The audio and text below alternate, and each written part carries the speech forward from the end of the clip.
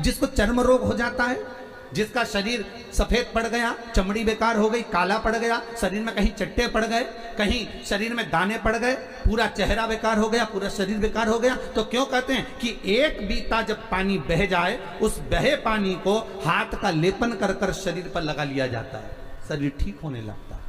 सूर्य का भाग वहां से चालू हो जाए।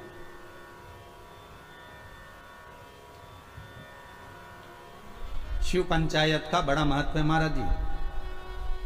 अगर आप लोगों ने लिंग पुराण पढ़ी होगी या शिव महापुराण पढ़ी होगी तो उसका बड़ा महत्व है महाराज। कहते हैं अदालत में अगर कोई केस चल रहा है, चाहे वो नौकरी से जुड़ा हुआ हो, चाहे सर्विस से जुड़ा हुआ हो, चाहे प्रॉपर्टी से जुड़ा हुआ हो, अदालत में अगर कोई केस चल रहा है और बहुत समय से चल रहा है और उसकी कोई सफलता नहीं मिल रही, कोई सफलता नहीं मिल रही, तो शिव पंचायत के मंदिर में जाकर महाराज 5 पुष्प, एक एक पुष्प एक एक देवता देवी को समर्पित कर दो और उनके चरण में मक्खन का लेपन कर दो। काय का लेपन करना है? माखन का लेपन कर दो और 5 देवताओं के सामने चौमुखी 5 दिए लगा, 4 बत्ती के घी के, गाय के घी के, एक एक देवता के सामने एक एक दिया लगाओ पंचायत का, और काम ना कर कर वापिस लौट कर आ जाइए। वो केस विजयता अगर देगा तो आपके पक्ष में ही देगा, हार नहीं सकते। शिव पंचायत का बहुत प्रबल भाव है महाराज। शिव पंचायत कोई साधारण नहीं होती।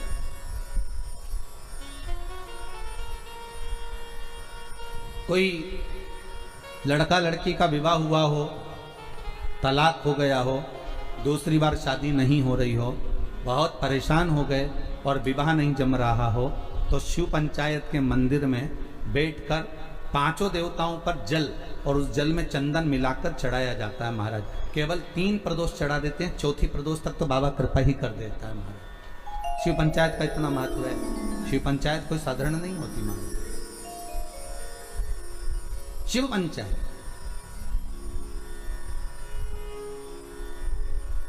जिसकी कमर का गुरिया खसक गया हो,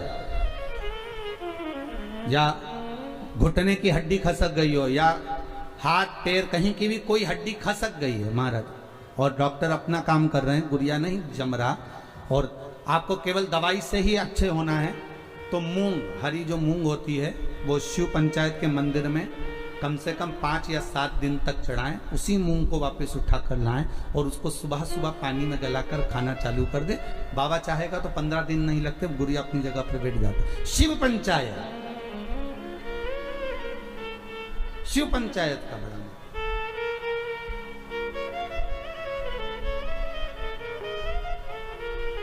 सहज नहीं है शिव पंचायत मान। तो भगवान शंकर की कथा कर रही है।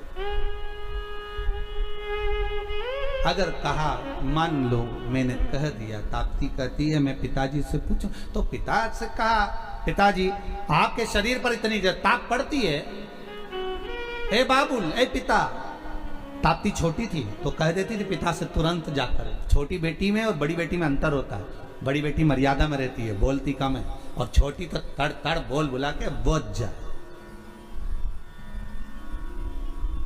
उसको जो बोलना है ना छोटी को, वो तो बोल देगी, वो रुकती नहीं है। बहनों में यही भाव है। बहनों में जो बड़ी बहन होती है ना वो थोड़ी शांत रहती, शीतल रहती, और छोटी वो तो 2 मिनट, जी जी तू चुप रहे, मैं सब बोल दूंगी, बस बात इतनी। तू तो ये बता लड़का पसंद है कि नहीं है, जुमाने का देखा, तो वो कह दे नहीं इतना कोई बस, तो तू क्या करना, तू शांति बैठ, बाकी सब मैं निपटा दूंगा। और छोटी गई, मम्मी हाँ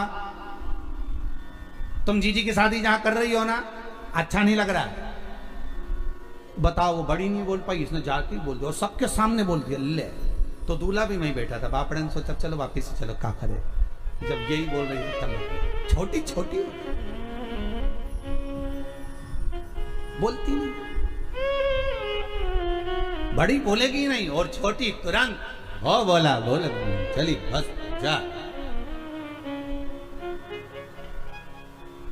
अच्छा शादी ब्याह में भी बहुत ध्यान रखना पड़ता। बड़ी बहन की शादी कैसे भी कर दो, पर छोटी की में अगर जरा सी कमी रह जाए ना तो बोले बिना नहीं रहती। हाँ इतना था तो भी तो अच्छे से नहीं करी, बस बता।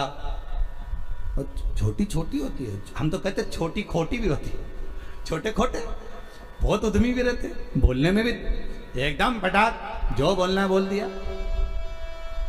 ताप्ती ने कह दिया, पिताजी आपसे बस केवल इतना कहना है कि आपको वो शीतलता, जब आपका शरीर इतनी तपन देता है, आपका शरीर इतना प्रकाश देता है, तो आपको वो शीतलता कहाँ से मिलती है? तो भगवान सूर्य नारायण कहते, भास्कर देव कहते हैं, जब कोई शंकर पर एक लोटा पानी चढ़ाता है, उसका चढ़ाया हुआ जल जब मुझे प्राप्त होता है तो मुझे उसमें शीतलता का अनुभव हो जाता है। अब विचार करिए, किसी ने हमसे पूछा भी है कि हम सूर्य नारायण भगवान को अर्घ दें और कभी कभी नहीं दें, और हम शंकर के मंदिर में जाके पानी चढ़ाते हैं, तो उससे सूर्य नारायण भगवान को फल प्राप्त होता है क्या? क्यों नहीं होता? आप अगर शंकर को जल चढ़ा रहे हो तो ब्रह्मा को भी जल चढ़ गया, शिव को जल चढ़ाया तो भगवान विष्णु को भी जल चढ़ गया, शिव को जल चढ़ाया तो जगदम्बा को भी जल चढ़ गया, शंकर को जल चढ़ाया तो गणेश जी को भी जल चढ़ गया, शंकर को अगर जल चढ़ाया तो कार्तिकेय को भी जल चढ़ गया, और शिव को अगर जल चढ़ाया तो 33 कोटि देवता, जहां से पानी बहता है वहां तक 33 कोटि देवता विराजमान होते हैं। इसलिए शंकर का जल लांगा नहीं जाता, वहां 33 कोटि देवता विराजमान होते हैं, सबको जल का भाग मिल गया। एक साधे सब सधे, एक जगह खोदे जाओ पानी तो निकले, खोदो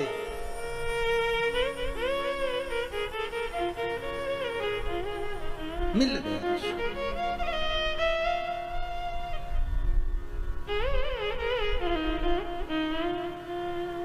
ताप्ती ने सुन लिया,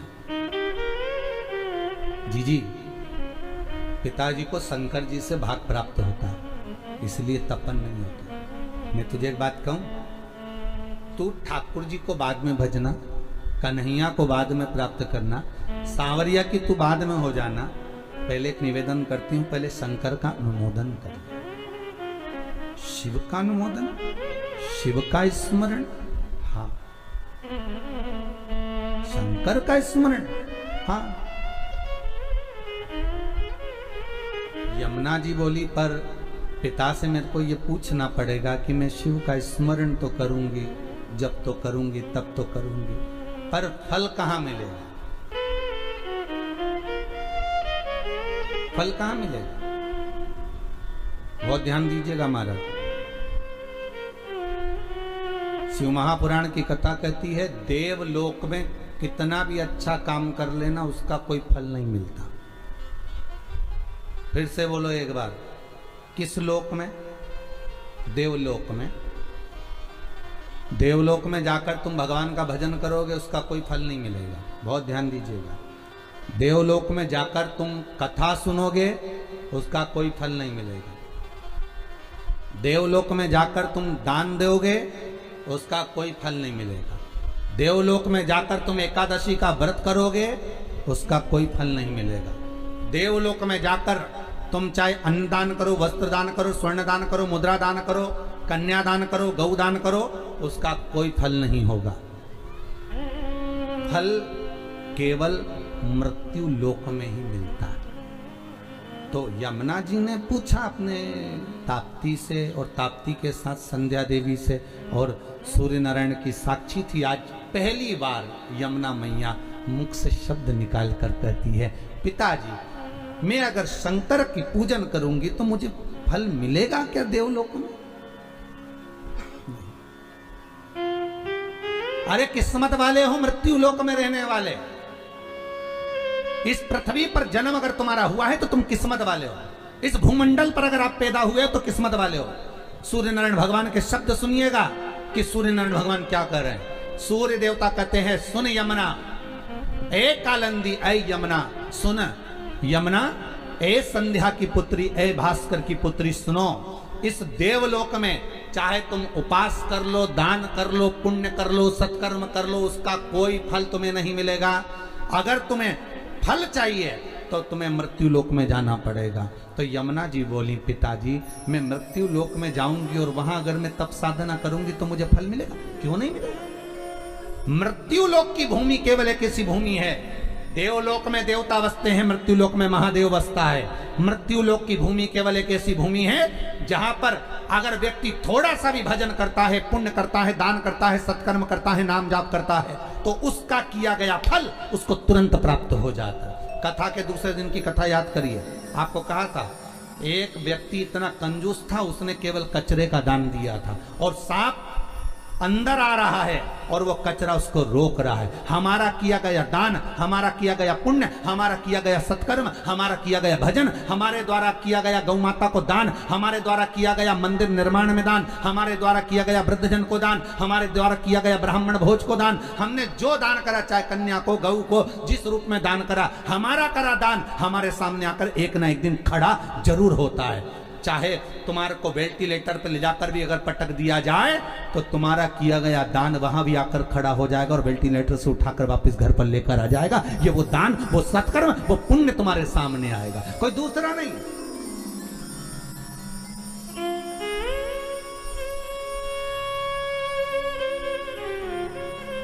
कोई पुण्य होगा।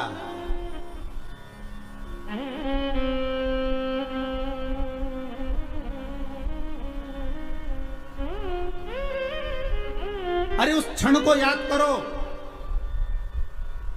जो जिस चीज का दान करता है उसके सामने आ जाता है। जो जिस चीज का दान करता है, गरुड़ पुराण का एक एक संवाद याद करो कि हो सकता है हमारे द्वारा हम मकान बना रहे हो, कोई पेड़ काट दिया हो, कोई वृक्ष निकाल दिया हो, अपनी जगह बनाने के चक्कर में, अपना सुख देखने के चक्कर में ना जाने उस ऑक्सीजन को हमने रोक दिया हो।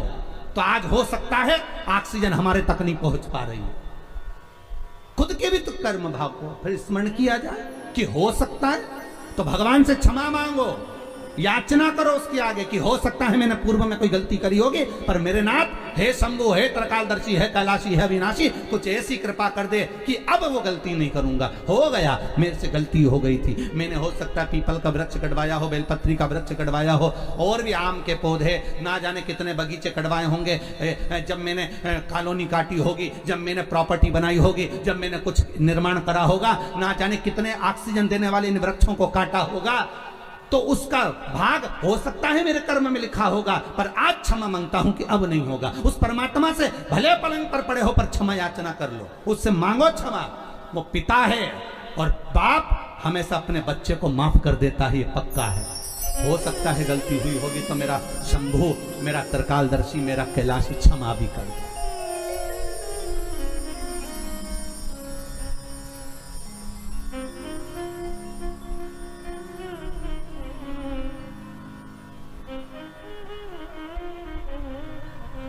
देने के लिए आतुरता। हो सकता है हमारा पुण्य, हमारा करा गया सत्कर्म, हमारा करा गया पुण्य हमारे सामने आता है, और हमारे द्वारा किया गया पाप कर्म भी हमारे सामने आता है। पाप कर्म भी हमारे सामने आता है।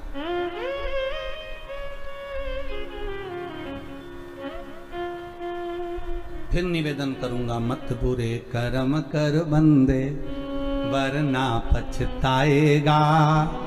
भगवान की आंखों से तू बच नहीं पाएगा, तू बच नहीं पाएगा।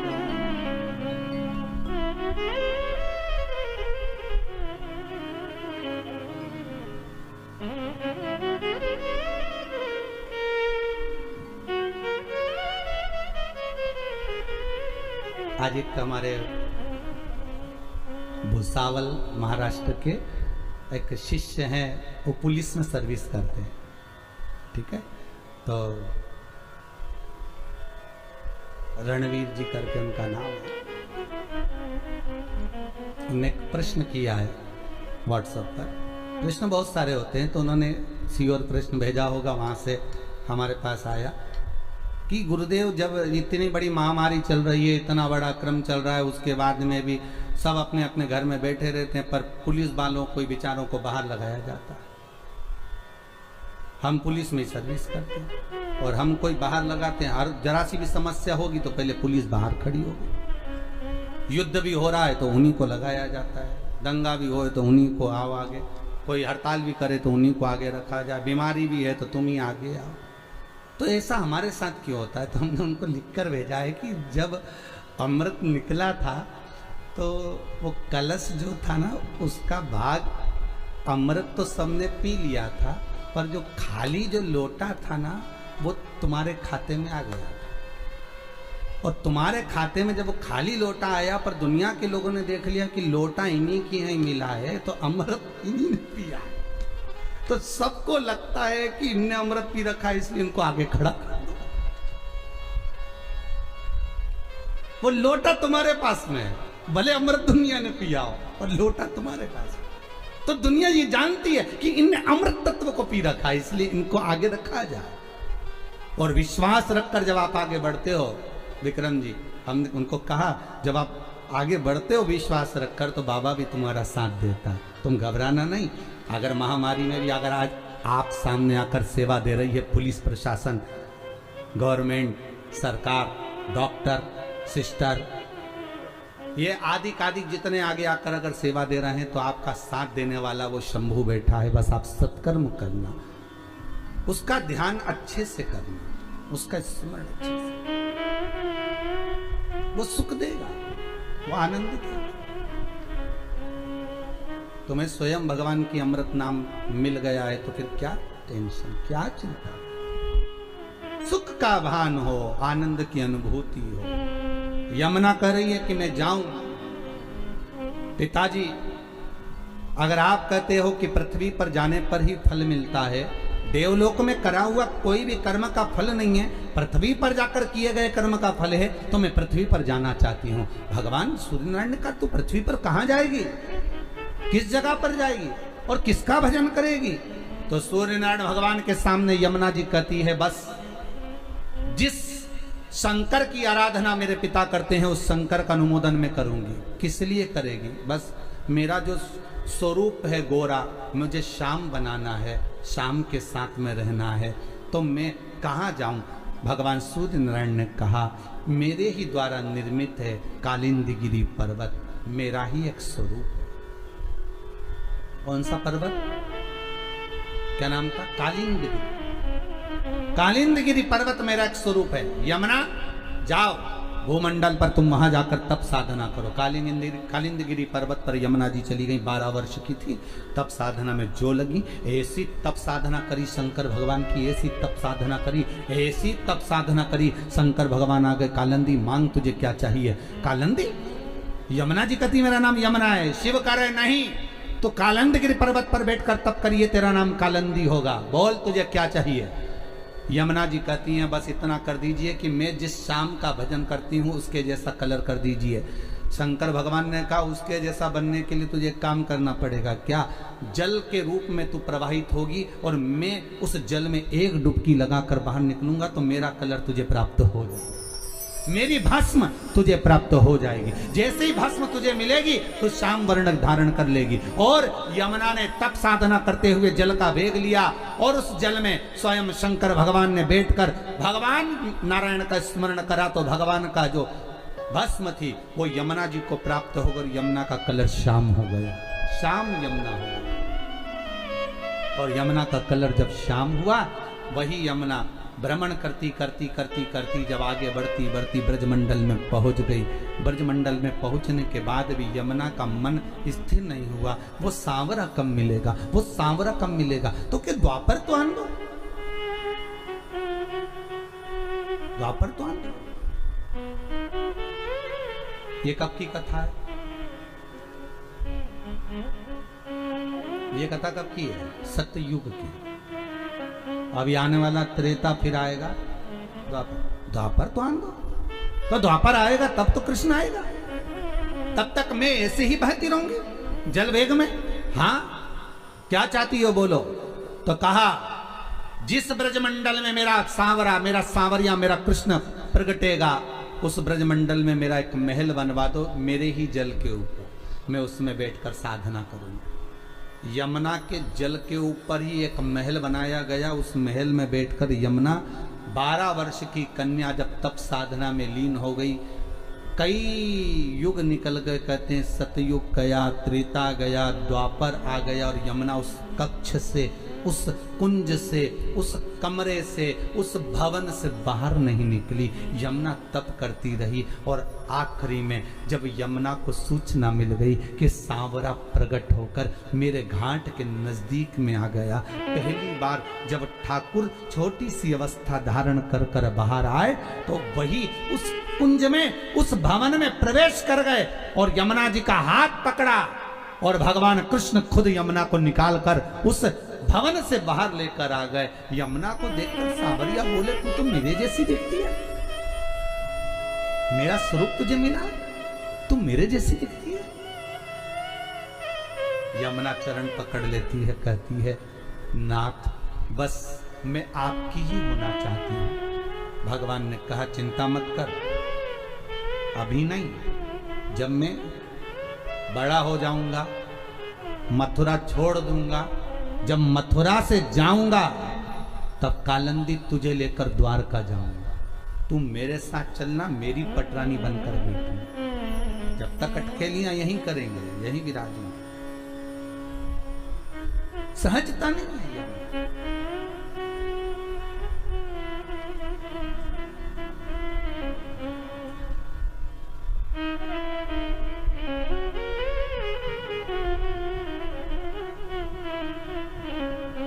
धन्य है माया, धन्य है वो सूर्यनारायण भगवान की डीकरी, धन्य है वो सूर्यनारायण भगवान की बेटी, धन्य।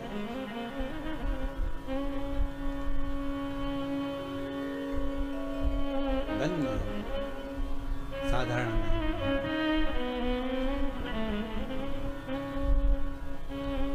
भगवान की अविरल भक्ति का स्वरूप है। आज भगवत स्मरण का जो सुख का भाग कहा गया वो साधारण नहीं हो सकता। शिव महापुराण की कथा कहती है भगवान शंकर का चरित्र वर्णन करता है। कल कथा जो चल रही थी उसमें अपन ने एक व्याख्यान सुना था मंथन का। उस मंथन में विष निकला तो शिव को मिला, अमृत निकला तो देवताओं को मिला, और देवता अमृत पाने के बाद भी उनकी अभिमतता इतनी बढ़ गई थी कि वो भगवान शंकर के सामने खड़े होकर कहते हैं कि आपने विष पिया तो कौन सा बड़ा काम किया। देखिएगा जरा, संबोधन देखिएगा। जब धन का मद आ जाता है, जैसे बाणासुर के पास आ गया था,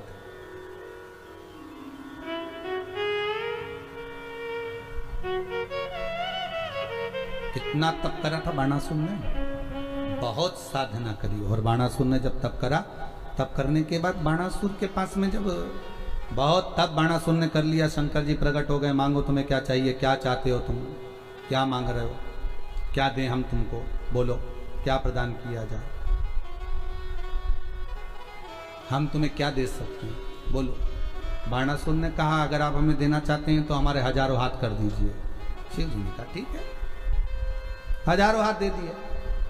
अब 1000 हाथ मिल गए तो बाणासुर जहां युद्ध करने जाते वहां विजय होकर आ जाते। अब बाणासुर को लगता कि बताओ मेरे इतने हाथ, अब तो कोई मेरे से युद्ध करना ही पसंद नहीं करता।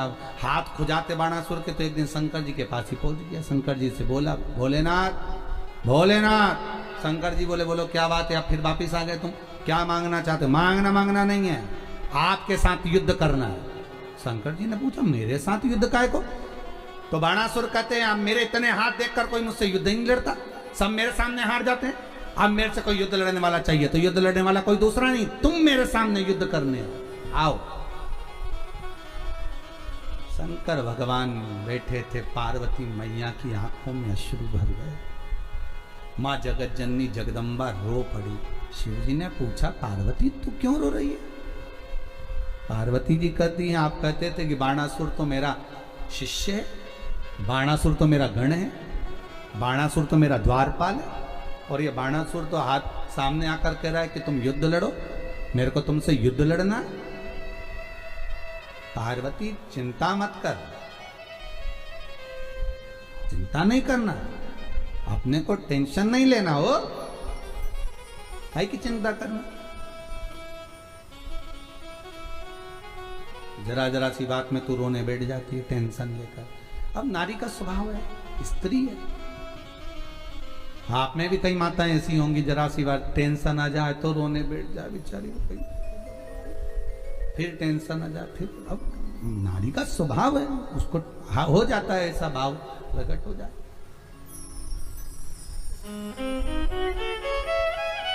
हो गए। क्यों रो रही है, बस आप जान तो रहे हो प्रभु कि वो बाणासुर आपको ललकार रहा, तो ललकारने दे, तो क्यों चिंता करती है। बाणासुर ने फिर आवाज लगाई, ए भोलेनाथ, क्या मुझसे डर गए? शंकर भगवान बाहर नहीं निकले तो स्वयं भगवान विष्णु को क्रोध आ गया और भगवान विष्णु आकर भगवान शंकर से कहने लगे, आप इससे भय खा रहे हो, आप इससे डर रहे हो? शिव जी बोले, मैं इससे डर नहीं रहा, मैं इससे भय नहीं खा रहा हूं, मैं डरा नहीं हूं इससे, हो मैं डर नहीं रहा हूं इससे। तो फिर आप युद्ध करने क्यों नहीं जाते? जाओ युद्ध करने के लिए। शंकर भगवान बोले, बात इतनी सी है कि अगर जिस बेटे को मैंने एक महल बनाकर दिया, उस बेटे के महल को बाप कैसे तोड़ सकता? अरे बोलो भाई, आप लोग भी तो कथा सुन रहे हो तो स्मरण करते होगे, आपको ध्यान में होगा, पिताजी बेटे का मकान बनवाए और बेटा लड़ाई कर ले, झगड़ा कर ले, तो क्या बाप बेटे का मकान तोड़वा देगा? अरे बोलो जम के, तोड़वाएगा? नहीं, माँ मना कर देगी, रहने दो, काय को तोड़वा रहे हो, अब हो गया, झगड़ा कर लिया, कर लेने दो, औलाद तो अपनी है, बेटा तो अपना है, संतान तो अपनी है।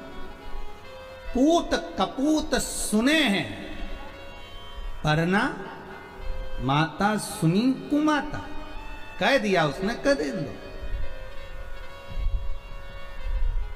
कह दिया ना, कह दे दो। भगवान विष्णु कह रहे हैं तो आप उससे डर रहे हो? नहीं नहीं, डरने वाली बात नहीं है। तो फिर क्या चाहते हो? शंकर भगवान बोले, हजारों हाथ मैंने दिए और अगर मैं ही काटूंगा तो दुनिया के लोग क्या कहेंगे कि भगवान ने दे भी दिया और काट भी दिया। शंकर जी बोले, मैं नहीं काटूंगा। तो फिर कुछ तो करो। भगवान शंकर बोले, हम क्या करें, अब जो कुछ करोगे आप करोगे, हाथ हमने दिए, काट तुम दो। भगवान विष्णु बोले, मैं काटूं? हाँ। तो भगवान विष्णु ने पूछा, वो कैसे? शंकर भगवान ने कहा, द्वापर में जब ये आप कृष्ण बनकर जाओगे, बाणासुर की कन्या का प्रसंग जब आएगा, तब इसके हाथों को, भुजाओं को आप काट काट कर गिराना। आखिरी में अगर हाथ कट गए और ये बाणासुर जब मेरे चरणों में आ जाएगा तो वचन देता हूं कि बच जाएगा, और अगर यह बाणासुर तब भी मेरे चरणों में नहीं आया तो फिर मरी जाएगा। और उठाओ भागवत जी को, बाणासुर की कन्या उषा चित्रलेखा को अपना मन की बात कहती है और चित्रलेखा चित्र बनाती है।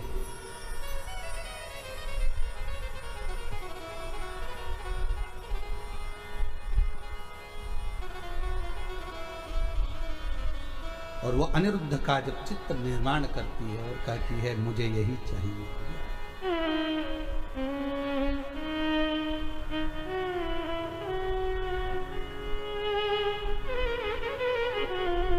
बंदी बनाया जाता है भगवान कृष्ण के पोते को,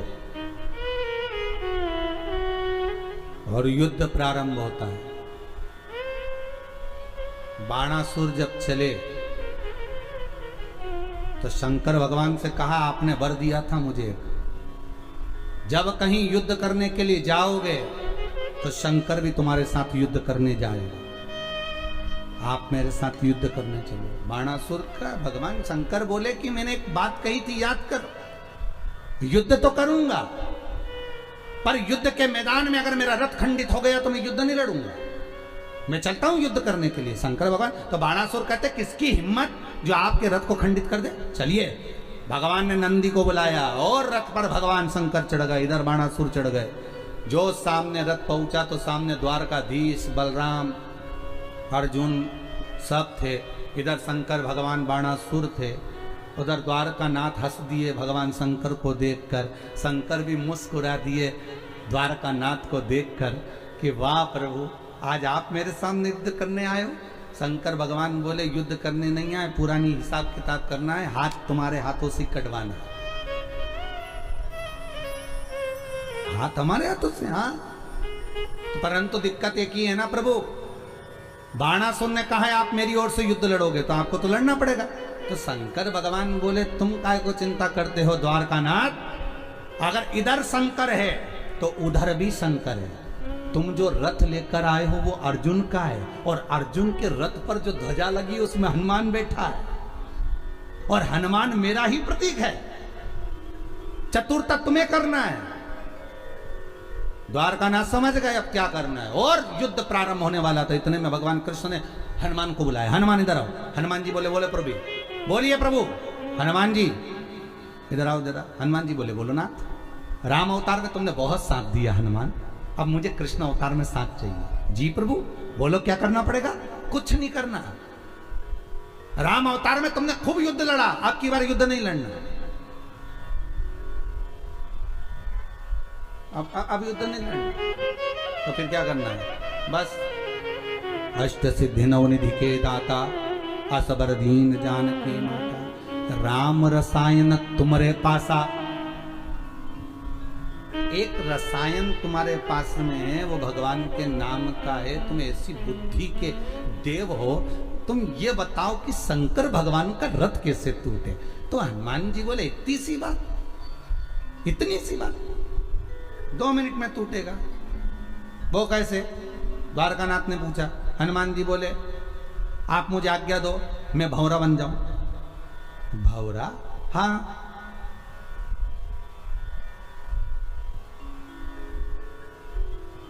मैं भंवरा बन जाऊं, आप कह दो, मैं बन जाऊंगा। और भंवरा बनकर जाऊंगा, शंकर भगवान का जो पहिया है रथ का, उसमें जहां कीला लगा है उस कीले के अंदर घुस जाऊंगा। कीले की पिन को धीरे धीरे धीरे धीरे कर कर निकाल दूंगा, और कीले की पिन जैसी निकलेगी और शंकर जी रथ दौड़ाएंगे, पहिया टूट जाएगा, रथ खंडित, शंकर जी युद्ध ही नहीं लड़ेंगे, खत्म काम। द्वारिका नाथ मुकुट को नीचे उतार कर बाल खुजाकर बोले, राम जी ने तेरे को सही में अच्छे से ही रखा था, ये तेरे बराबर कोई विद्वान नहीं हो सकता, ये पक्का। गजब की विद्वत्ता है, गजब। कितने विद्वान थे हनुमान जी महाराज साहब, कितने विद्वान। राम जी पूछ रहे हैं रावण को मारते समय, हनुमान, ये रावण को मैं बार बार बाण मार रहा हूं, पर हनुमान ये रावण मरता क्यों नहीं है। तो हनुमान जी विभीषण से पूछे, क्यों रे, तूने बताया था नाभि में अमृत है, और अमृत को सुखा दो और मर जाएगा रावण। तो अमृत तो भगवान ने 3-4 बार सुखा दिया, फिर भी तो नहीं मर रहा, ये मरेगा कब। विभीषण बोले, भैया हमको तो इतना ही मालूम था कि इसकी नाभि में अमृत, और नाभि का अमृत सूखेगा, कोई वरदान मांगा था तो यही मांगा था, नाभि का अमृत सूखेगा तब मरेगा। तो विभीषण तू सही बता, तू हमारे साथ में चाल तो नहीं चल रही, नहीं तो उस पार्टी का और इस पार्टी में भिल के और सब काम खत्म कर दिया।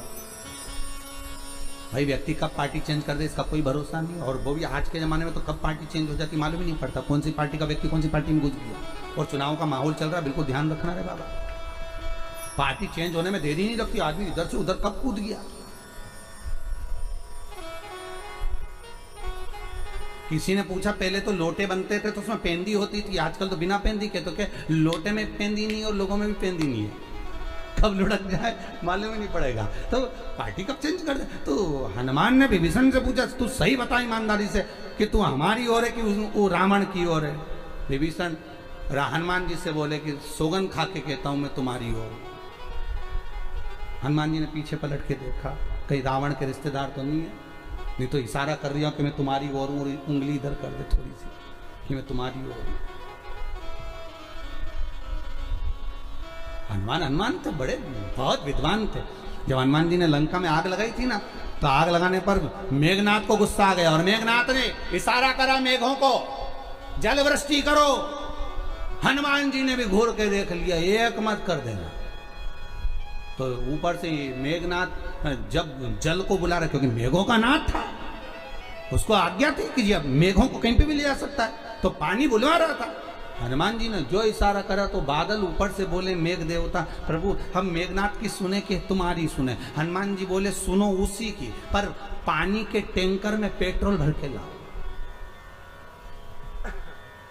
दुनिया के लोगों को लगेगा कि पीने का पानी, पर अंदर से पेट्रोल निकलना चाहिए। ऊपर से जब तुम पानी फेंको तो आग ऐसी लगना चाहिए कि लंका बचनी नहीं चाहिए। तो मेघ देवता भी बोले, गजब के हो प्रभु, पानी के टैंकर में पेट्रोल भरवा के बुलवा रहे, गजब। मेघनाथ पानी गिरवा रहा है, और जब पानी जहां जहां पानी गिरे वहां घोर फैले। तो मेघनाथ ने बादल देव से पूछा, मेघनाथ ने मेघ से पूछा कर क्या रहे हो? मेघनाथ जी बोल रहे पानी डाल। तुम पूछ रहे बोले ड्राइवर से भी टैंकर में क्या लाया? ड्राइवर से पूछा क्यों? पानी है कि और कुछ? पानी है। और हनुमान जी प्रसन्न, राम राम रट रहे, खूब प्रसन्न। अशोक वाटिका में पहुंच गए सीता जी के पास में, बस माता के पास में बैठ गए। तो सीता जी बोली यहाँ आग तो नहीं आएगी अशोक वाटिका? हनुमान जी बोले टैंकर तो उधर गया है, तुम तो शांति से बैठो। ऊपर जो चला रहा है पानी वो सब जानता है, आपने कहीं नहीं करना। जहां राम नाम चल रहा होगा वहां आग लगने की कोई काम ही नहीं। जहां राम नाम चल रहा होगा वहां आग लगने का कोई काम नहीं। कल का प्रसंग मेरे को बता रहे थे अभयराज जी, गुरुदेव भोजन बनाने वाला हलवाई भोजन बना रहा था, उसको ध्यान नहीं रहा कि पीछे बड़ी कढ़ाई में तेल उबल रहा है। बड़ी कढ़ाई में तेल उबल रहा है, उसका ध्यान नहीं गया और एकदम पीछे हटा और कढ़ाई में चला गया। गुरुदेव शंकर की ना जाने क्या कृपा थी, शरीर में एक जगह भी चमड़ी नहीं गली, जैसा कि जैसे ही निकलते से ही बाहर खड़ा हो उकलता तेल। तो अभयराज जी बता रहे थे कि उनसे पूछा गया कि आपका ध्यान कहाँ था? तो वो कह रहे थे कि हमारा ध्यान बनाते बनाते शिव कथा में पहुंच गया था, शंकर ने बचा। जिस ओर आपका ध्यान गया है, जिस ओर आपका चित्त गया है, वृत्ति गई है, वो आपकी रक्षा स्वयं करेगा, दूसरा नहीं। दूसरा नहीं करेगा, वो स्वयं करेगा।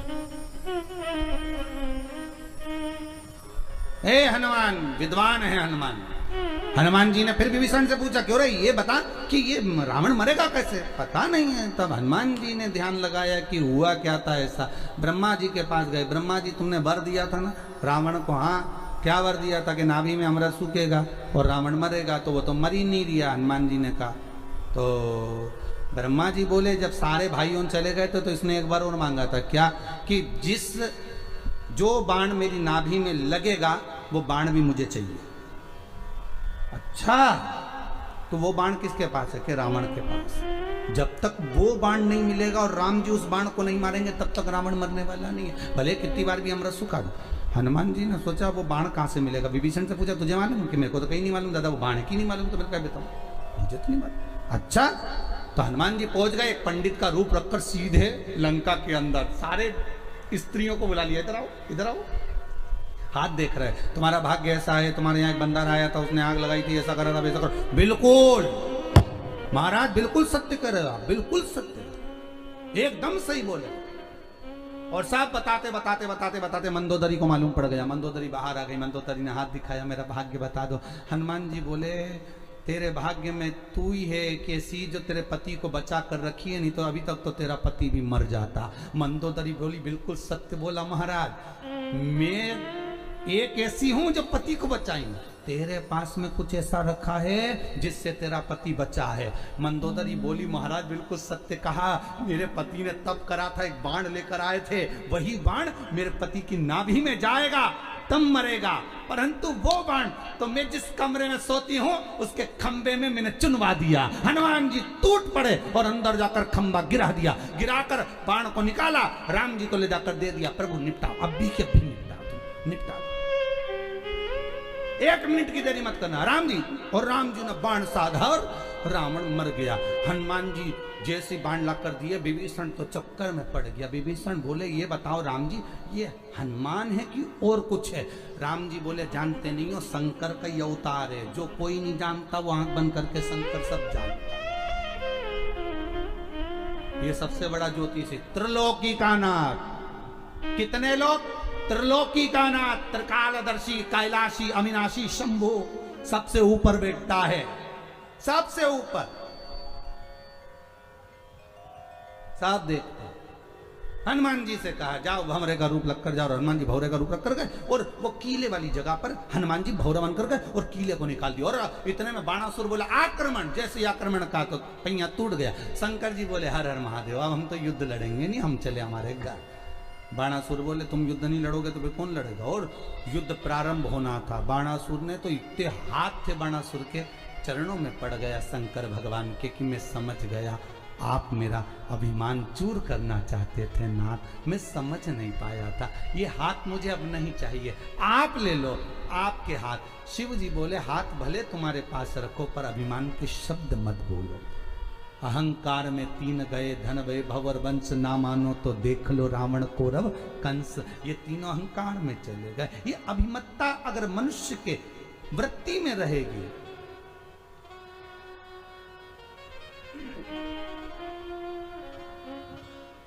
ये अभिमत्ता रहेगी तो फिर भजन ही पाओगे।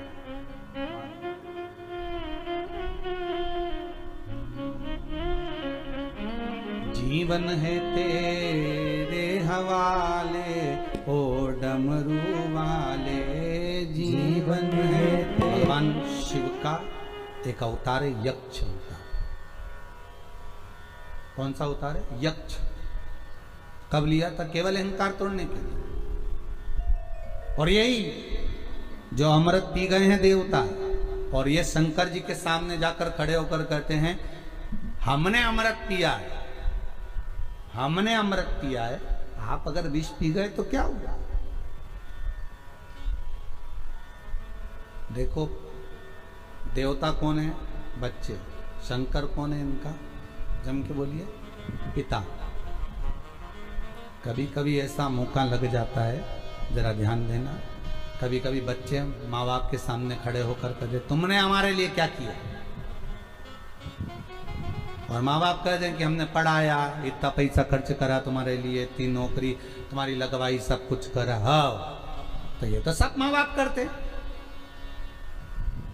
ये तो हर बाप करता है, हर माता करती है, हर पिता करता है। तुमने हमारे लिए क्या करा?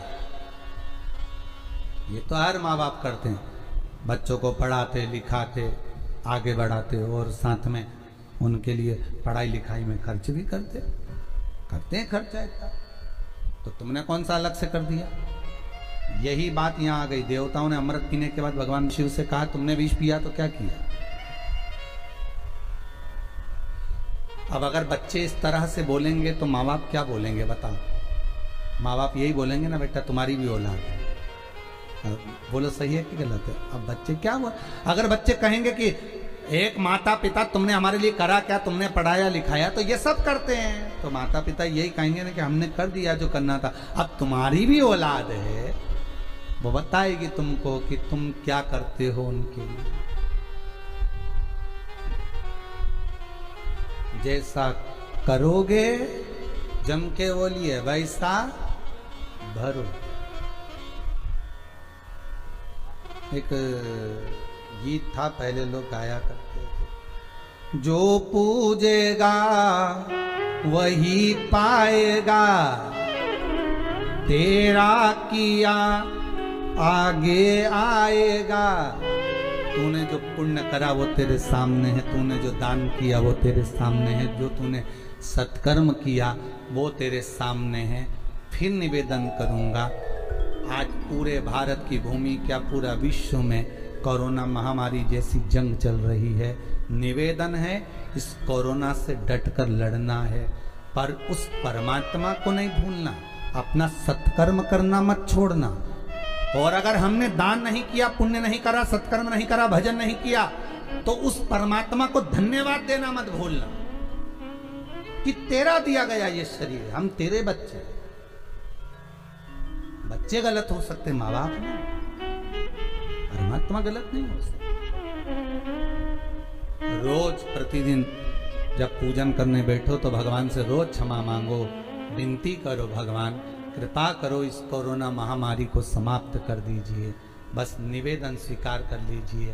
पूरा जगत त्राही त्राही कर रहा है, हो गया महामारी, 1 सवा साल हो गए यही सब देखते देखते देखते देखते। बड़ी मुश्किल से लाइन पर गाड़ी आई थी, फिर गड़बड़ होती जा रही है। हे शंभु संभाल लो भोलेनाथ, बाबा से रोज विनती करो। श्री शिवाय नमस्तुभ्यम। फिर से बोलो एक बार, श्री शिवाय नमस्तुभ्यम। मंत्र का स्मरण करते रहो। उस मंत्र का क्या फल है देखो, ये लिखकर पर्चा किसी ने भेजा।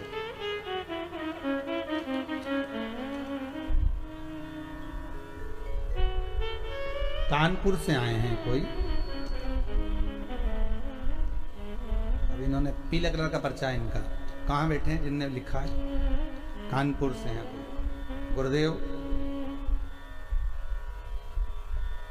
भगवान ने इतनी कृपा करी है, कोई कानपुर से हैं ये, इतनी कृपा करी है कि जो जो समस्या थी, परेशानी थी, बाबा ने सब हल कर दिए। ऐसी शंभू की कृपा हुई है। रविकांत जी पांडे हैं कोई, और पुनीता पांडे महाराज। ये अब हम पशुपति व्रत भी कर रहे हैं बाबा की कृपा से, और बाबा ने इतनी कृपा करी है महाराज जी कि हम वर्णन ही नहीं कर सकते। इस पत्र में उन्होंने लिखा है, केवल मंत्र का स्मरण कर लेना, केवल आपका विश्वास, आपकी दृढ़ता, आपका भरोसा और शंकर के प्रति प्रेम, स्नेह, वो जीवन का अपने आप सुख प्रदान कर देते।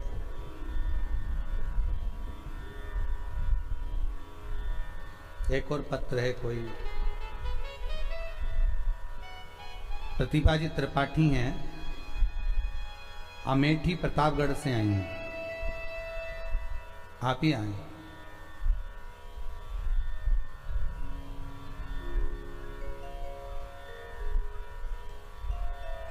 आपने भी लिखा है, बाबा की कृपा से कथा में निरंतर सुनती हूँ और बाबा ने बहुत कार्य किया। बेटी बहन बेटी, बाबा ने बहुत कृपा करी है। इसमें आपने एक प्रश्न लिखा है, बड़ा सुंदर है महाराज, सबके जगत कल्याण के लिए। महाराज जी, शिवलिंग पर धतूरा रोज क्यों नहीं चढ़ाना चाहिए?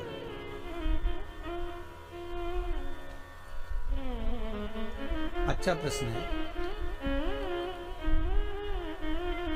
शंकर भगवान को धतूरा कब चढ़ाना चाहिए उसका विशेष ध्यान रखें। जैसे शिवरात्रि है, प्रदोष है, या सोमवार है, या कोई विशेष आपका उत्सव है, तो आप शिव जी को धतूरा चढ़ा सकते हैं। या विशेष कोई बीमारी ऐसी लग गई है, या विशेष कोई तकलीफ ऐसी हो गई है जिसका निवारण नहीं हो रहा, तो आप धतूरा चढ़ा सकते। धतूरा चढ़ाने का भी एक क्रम है। हल्दी में भिगोकर धतूरा चढ़ाया जाता है लक्ष्मी के लिए। चंदन में भिगोकर धतूरा चढ़ाया जाता है आयु की वृद्धि के लिए।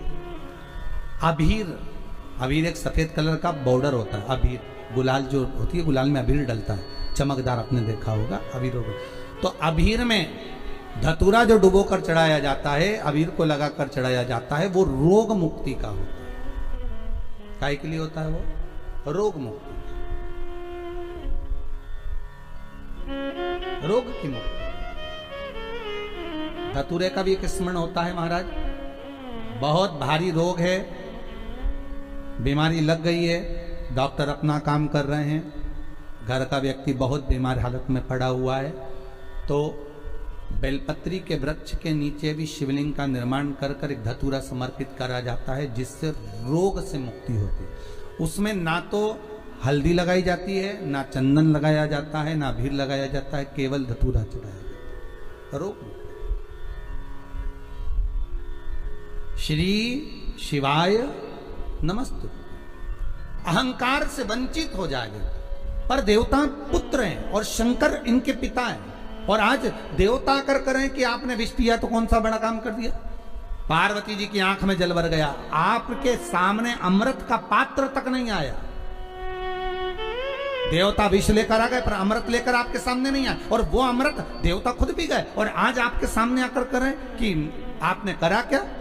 पार्वती जी कहती है, मैं जानती थी ये सब बात, इसलिए मैं आपको मौन कर रही थी, चुप कर रही थी कि मत पियो इस विष को। मत पियो इस विष को। संसार बड़ा विचित्र है, बड़ा विचित्र।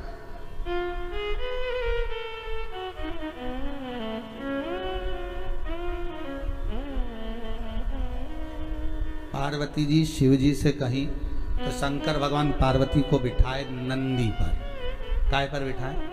नंदी पर। और नंदी पर बिठाकर उन्होंने कहा आज संसार के लोगों के बीच में चलते हैं, चल मैं बताता हूं दुनिया कैसी है। शंकर भगवान ने नंदी पर बिठाया और नंदी पर बैठकर शंकर और पार्वती दोनों जाने लगे। गांव के लोगों की आवाज निकली, पीछे से लोग कहने लगे देखो बेचारा वृषभ नंदी, अरे बेचारे नंदी पर दो दो व्यक्ति बताओ बेट पर चढ़कर जा रहे हैं, इनमें इतनी अक्ल नहीं है? कम से कम एक पैदल चल लेता, एक का वजन तो बेचारा वृषभ झेल लेता, वो नंदी झेल लेता। शंकर जी बोले पार्वती नीचे उतर जाओ। दोनों नीचे उतर गए, नंदी को पकड़ कर जाने लगे। फिर आगे गए तो दूसरे गांव के लोग बोले कितने मूर्ख हैं, साथ में जब नंदी है तो बैठ के जाने में क्या दिक्कत है, पैदल चलने से क्या फायदा?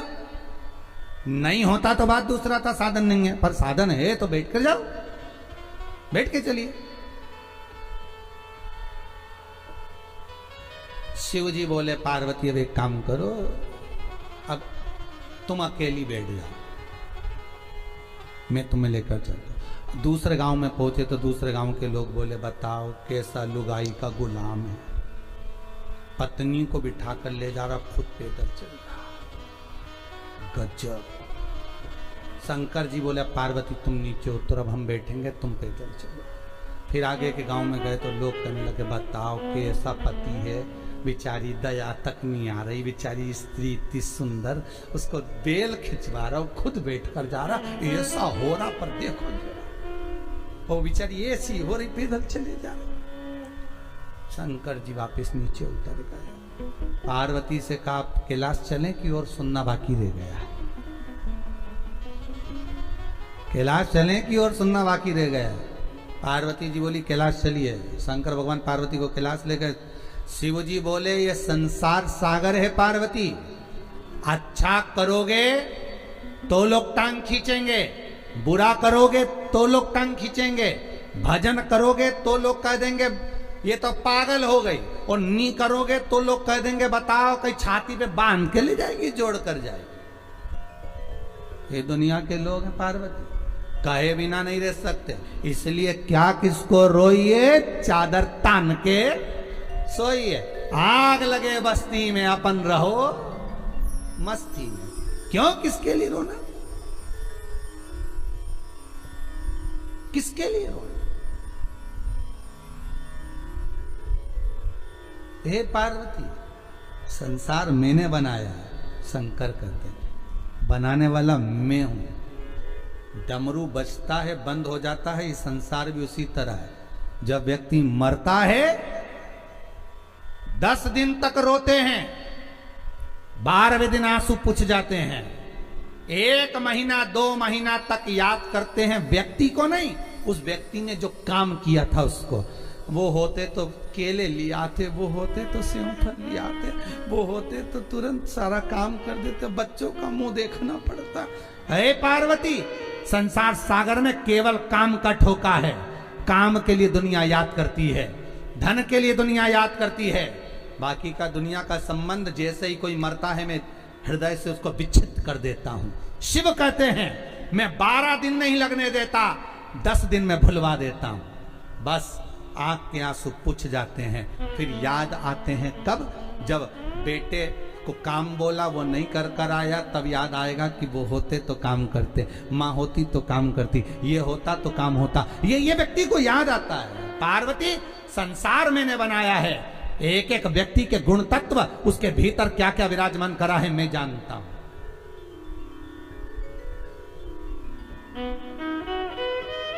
मैंने बनाया।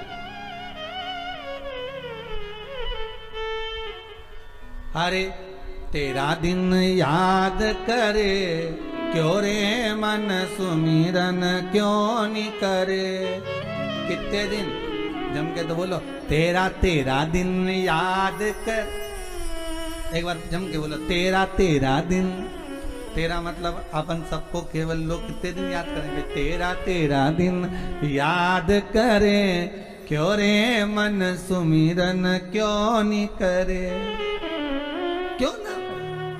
कौन याद करेगा कितने दिन तक? हाँ, अच्छा काम कर जाओगे, दान कर गए, पुण्य कर गए, सत्कर्म कर गए, भजन कर गए, नाम स्मरण कर गए, कहीं कोई अच्छा कार्य जीवन में कर कर चले गए और मर भी गए, फिर दुनिया के लोग घर के भले भूल जाएंगे पर दुनिया के याद रखेंगे कि कोई काम हुआ था, कोई सत्कर्म हुआ था, कोई शिव महापुराण की कथा, कोई यज्ञ, कोई अनुष्ठान, कोई सत्कर्म कर कर गया है, भगवत भजन कर कर गया। और नहीं तो खाया खाया खाया खाया, जोड़ा जोड़ा जोड़ा, आखिरी में यहीं छोड़ा, चले गए।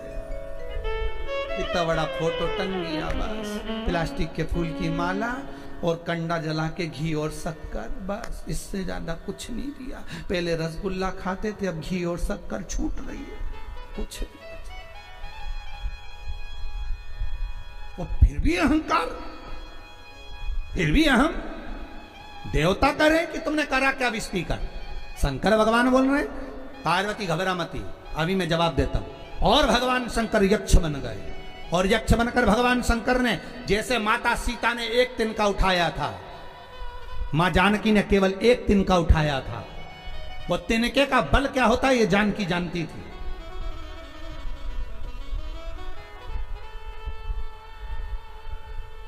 तिनके का बल क्या होता है ये जानकी जानती थी। क्यों? क्योंकि जानकी को विवेक देने वाली एक थी साथ में। कौन? वो विभीषण की बेटी त्रिजटा।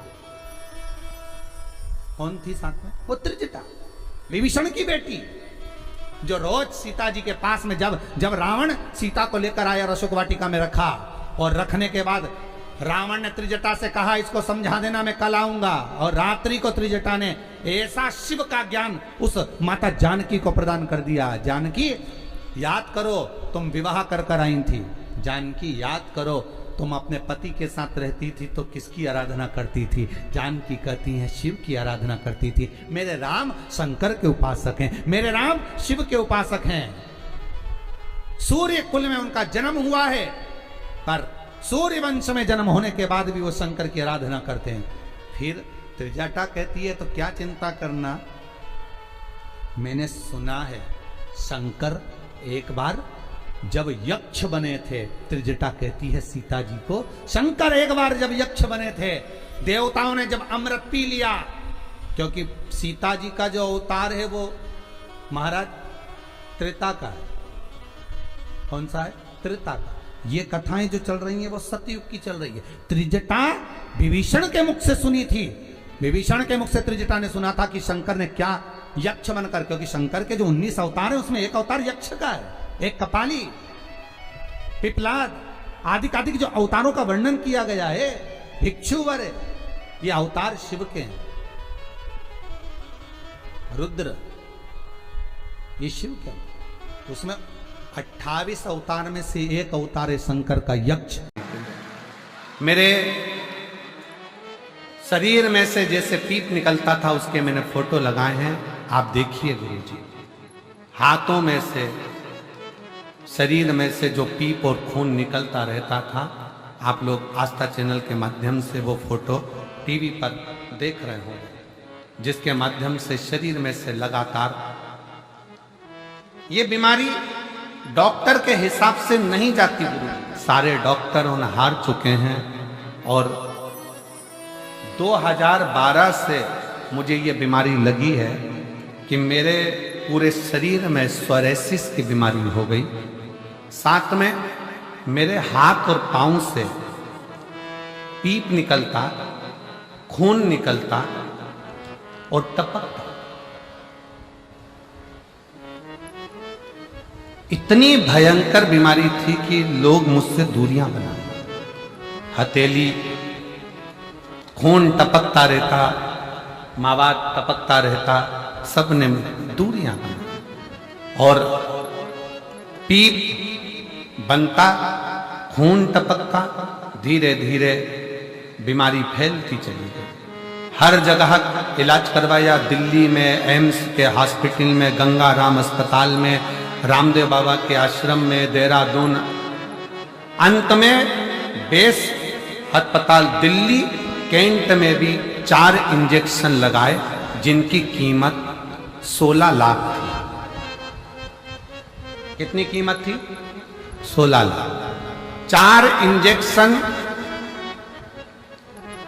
हॉस्पिटल में जाकर दिल्ली कैंट में लगवाए जिसकी कीमत 16 लाख थी, फिर भी मुझे आराम नहीं लगा और हाथों में से, शरीर में से वैसा की वैसे ही पीप और रक्त निकलता। फिर एक दिन कथा ने मुझे बल दिया और आपने कहा शिव जी के मंदिर में अगर 1 लोटा जल चढ़ाते हो और वो जल का पान करते हो और एक बेलपत्री अगर खाते हो तो उसका फल मिलेगा। तब बाबा पर भरोसा कर कर मैंने बेलपत्री चढ़ाना और जल चढ़ाना चालू करा।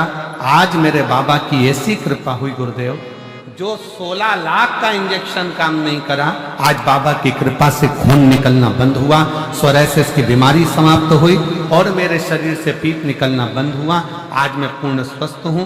अब गुरुजी, मैं जब भी बाहर जाता हूं, बाजार जाता हूं, घर से निकलता हूं, सबसे पहला काम करता हूं, भोजन करने से पहले, नाश्ता करने से पहले 1 लोटा जल देव अधिदेव महादेव को जरूर चढ़ाता हूं। मैं बाबा को यहां नमन करने आया हूं।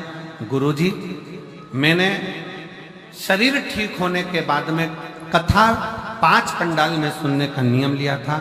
गुरुग्राम सुनी, फरीदाबाद सुनी, हापुड़ सुनी, सिरसा सुनी और बाबा की कृपा से आज मेरी 5वीं कथा पूर्ण हो रही है भटिंडा की। मैं बाबा को प्रणाम करूं। व्यापार बढ़ाने के लिए, फैक्ट्री बढ़ाने के लिए, अपना काम बढ़ाने के लिए आपको व्यापार से प्रेम करना पड़ेगा, काम के प्रति प्रेम करना पड़ेगा, फैक्ट्री से प्रेम करना पड़ेगा। प्रेम ही तो एक ऐसा है जो बढ़ाता जाता है।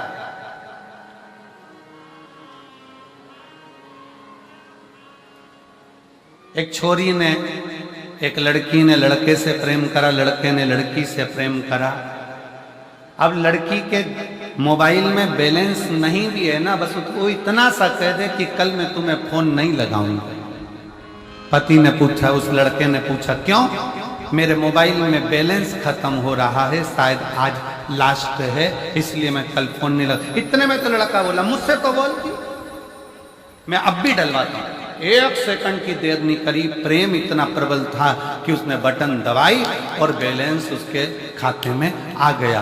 भगवान भी कहते हैं, तू अगर मुझसे प्रेम कर रही है या तू मुझसे स्नेह कर रहा है, तू मुझसे प्रेम कर रहा है, भगवान के प्रति आपका प्रेम जब बढ़ जाता है तो आपके जीवन में कभी भी बैलेंस कम होता है तो वो डलवाने का प्रयास करें।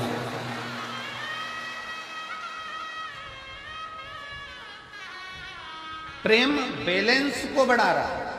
अपन तो सरल भाषा में देखो ना कि प्रेम होता है तो चप्पल भी अच्छी आ जाती है, प्रेम होता है तो घड़ी भी अच्छी आ जाती है, प्रेम होता है तो सूट भी आ जाता है, प्रेम आता है तो जूता भी आ जाता है। प्रेम के ऊपर निर्भर। आप प्रेम भगवान से कर रहे हो, संसार के लोगों से प्रेम करोगे एक दिन वो टूट जाएगा, पर उस परमात्मा से जब प्रेम किया तो वो टूटने वाला नहीं है, वो अजर और अमर है। यहां भी है और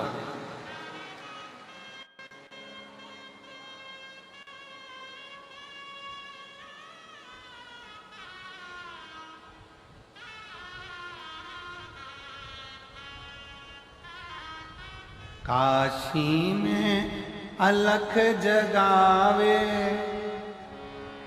और सबके कष्ट मिटावे, वो भोला भंडारी, वो भोला भंडारी, वो भोला भंडारी, वो भोला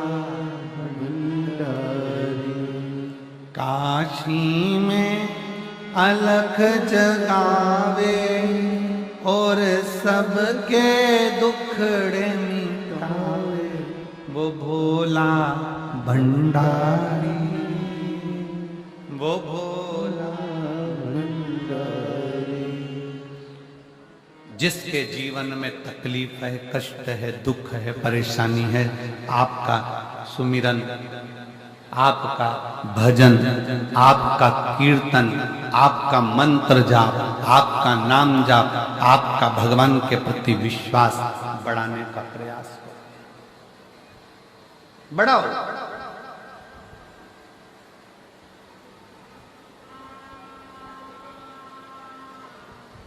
और जब विश्वास बढ़ता है तो परमात्मा को मिलने में देरी नहीं लगती। संसार का व्यक्ति अपना काम निकालेगा और बाद में धक्का दे देगा कि ये तुम्हारा, अब तुम्हें संभालना है, अब हमारे बस का नहीं, हमारे बस का नहीं। पर वो परमात्मा, वो रब, वो शिव, वो मेरा शंकर, मेरा ओघड़ दानी बीच मझधार में नहीं छोड़ता। मेरा शंभु जब तक तुम्हारी नैया को पार नहीं लगा देता तब तक वो छोड़ता ही नहीं। जब तक वो नैया को पार न लगा दे तब तक वो छोड़ता नहीं। उसका काम ही बस उसके सुपुर्द हुई।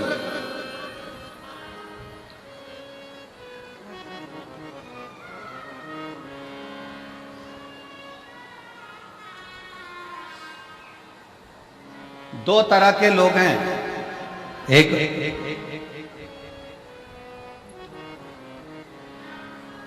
संसार में जन्म जरूर ले लेते हैं, परिवार में रहते जरूर हैं, पर ये विचार करते रहते हैं कि ये सारा मेरा बनाया हुआ है और मैं कर रहा हूं। और दूसरा वो होता है जो अपने ऊपर कुछ नहीं लेता, हमेशा एक ही बात कहता है, बाबे की कृपा है, बाबा की कृपा है, वो निभा रहा है तो हो रहा, वो निभा।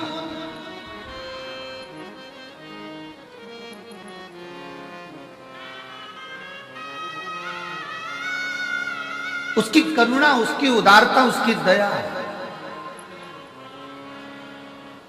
कई लोग कहते हैं गुरुजी भगवान तो दिखता ही नहीं है, भगवान तो दिखता ही नहीं है। हमारा निवेदन है भगवान से यह प्रार्थना करते रहना कि अच्छा हुआ आप हमें मिलते नहीं, दिखते नहीं। अच्छा है। जिस व्यक्ति से मिलने की तमन्ना होती है वो व्यक्ति अगर मिल जाता है तो फिर धीरे धीरे तमन्ना खत्म हो जाती है।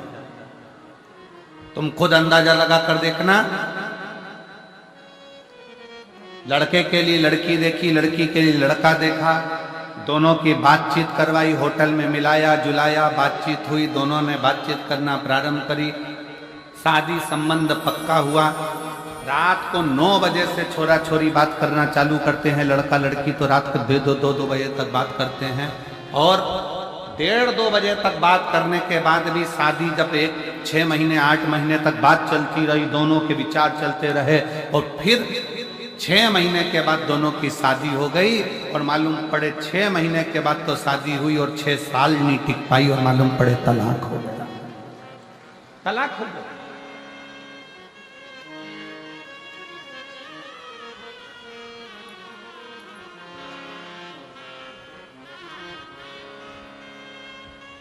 हमें नहीं मिलना।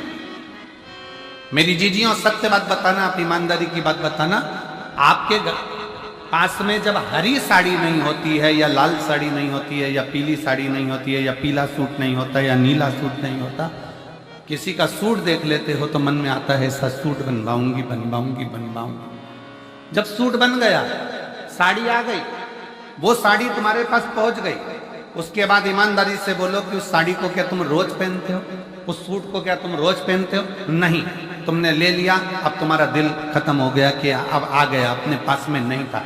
फ्रिज तुम्हारे घर में नहीं था, जब तक फ्रिज नहीं आया हर दिवाली पर सोचा फ्रिज आ जाए, फ्रिज आ जाए, फ्रिज आ जाए, फ्रिज आ जाए। फ्रिज आकर रखा गया, उसके नीचे जाले पड़ रहे हैं, चूहे घुस रहे हैं, उसके नीचे काकरोच पड़ रहे हैं। फ्रिज में जब दरवाजा खोलो तब बदबू मारे और फ्रिज में आधा नींबू तक ना धर पावे, वो स्थिति। फ्रिज फिर मन में आया वॉशिंग मशीन नहीं है, वॉशिंग मशीन नहीं है, वॉशिंग मशीन नहीं है, वॉशिंग मशीन नहीं है। भगवान ने कृपा करी, तुम्हारे घर में वॉशिंग मशीन आ गई। अब मन में आया काय को लिया वॉशिंग मशीन, जगह अलग गिरा गई, पानी भी ज्यादा लेती है, पाउडर भी ज्यादा लेती है, आगे और बिजली भी ज्यादा लेती है। बटन दबाओ और फिर आधे घंटे बाद टेंटे बोले, फिर दौड़ कर आओ, फिर उसमें से कपड़ा निकालो, इधर डालो, फिर इधर से निकाल के बाहर डालो। इससे तो हाथ से धो लेती तो अच्छा था।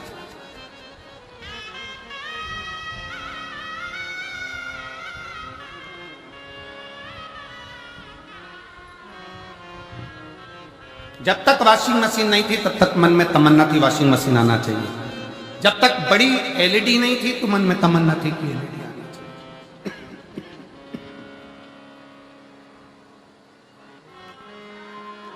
जब तक 4 व्हीलर गाड़ी नहीं थी तो मन में तमन्ना थी कि गाड़ी आना चाहिए। 2 व्हीलर नहीं थी तो 2 व्हीलर की तमन्ना थी। घर छोटा था तो मन में आता था कि भगवान बड़ा घर बना दो। बड़ा घर बन गया। रोज भगवान से कहती थी बाबा बस ऐसी कृपा करना कि मेरा 2 मंजिल का मकान बन जाए। और रोज की घर में झगड़ा होता था। पति से रोज कहती थी ये कपड़े गीले कहाँ सूखने डालूं, बारिश में कहाँ डालूं। भगवान ने 3 मंजिला मकान बना दिया और ऊपर छत भी बड़ी सारी दे दी। अब कपड़े ले जा।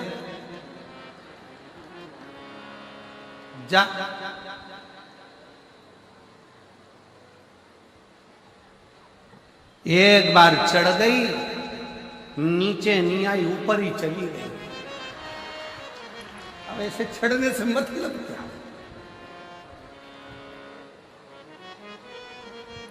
और जब तक मकान नहीं था तब तक कपड़े कहाँ सुखाऊं, छत भी नहीं है, टीन की बनी है, तबेलों की बनी है, कहाँ कपड़े सुखाऊं। भगवान ने 3 मंजिला मकान दे दिया। जा चढ़। बाल्टी लेके 4 जगह पे कपड़े की बैठी। बहू कह रही मम्मी ठीक हो? मम्मी के आज तो चढ़ गई, कभी नहीं चढ़ूंगी। और भगवान के पीछे पड़ी थी बाबा बाबे कृपा करो, बाबे कृपा करो, बाबे कृपा।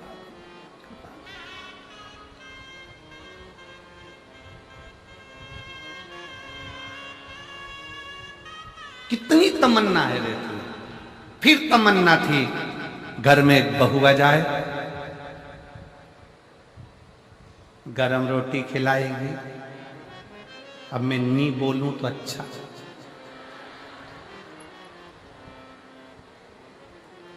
कई लोग हमारे पास भी आते हैं, फोटो दिखाते हैं लड़की का। गुरुजी मेरे लड़के के लिए लड़की का फोटो आया है। और गुरुजी हम 8 लोग गए थे लड़की देखने के लिए। इतनी जोरदार लड़की है गुरुजी, हम 8 लोग 3 घंटे बैठे पर लड़की के मुंह से आवाज नहीं आई। गुरुजी इतनी बढ़िया लड़की है, तुम देख के बताओ कैसी रहेगी। हमने कहा अभी नहीं बोली है, पर जब वो बोलेगी तो तू डोलेगी। अभी क्या खाक बोली है?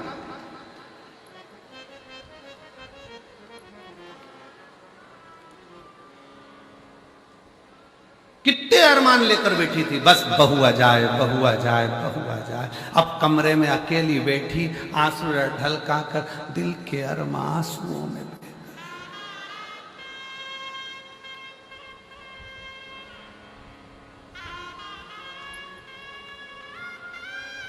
अब नवरात्रे में तो 2 बार आरती होती है, बहू दिन भर में 3-4 बार कर देती है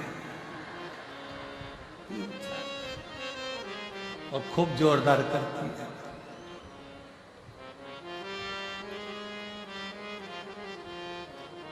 तेरे घर के बहू बेटा पे भीड़ पड़ गई भारी।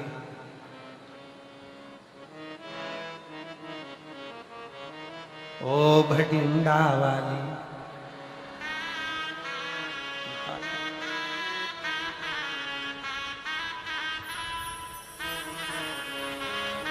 मां करूं।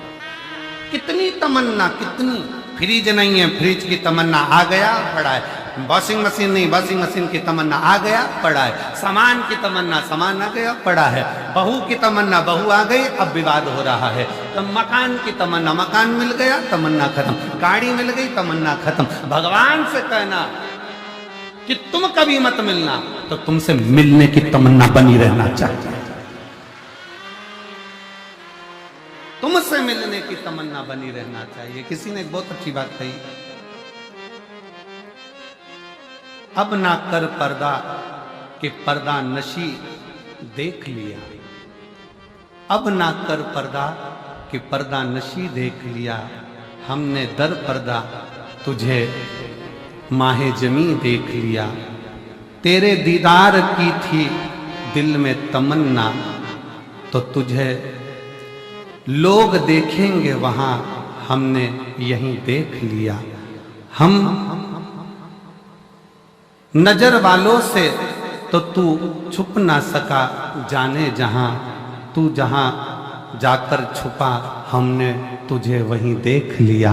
हर जगह पर वही है जिसको हम देख,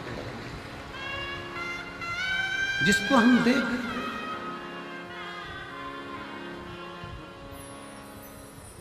नजर वालों से तो तू छुप ना सका, जाने जहां तू जहां जाकर छुपा, हमने वहीं देख लिया।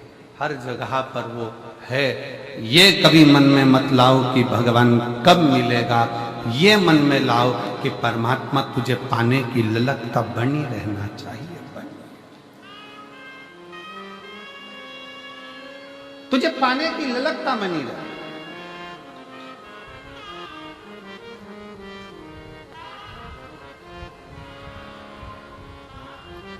तुझसे मिलने के लिए तेरी कसम, तुझसे मिलने के लिए तेरी कसम, एक मुलाकात जरूरी है सनम। उसके मिलने की ललकता बरकरार बरकरार।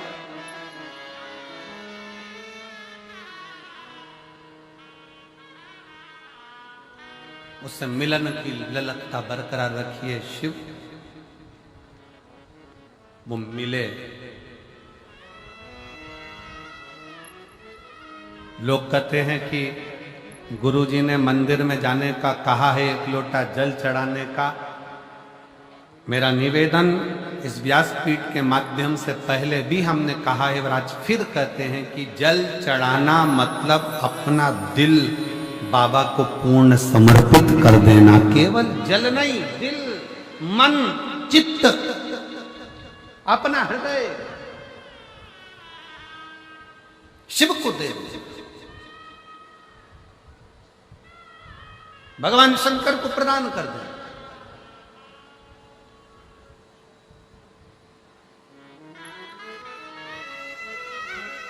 केवल जल चढ़ाकर हमको वापस नहीं आना है, अपना दिल भी देकर आना, अपना हृदय भी देकर। शिव कथा कहती है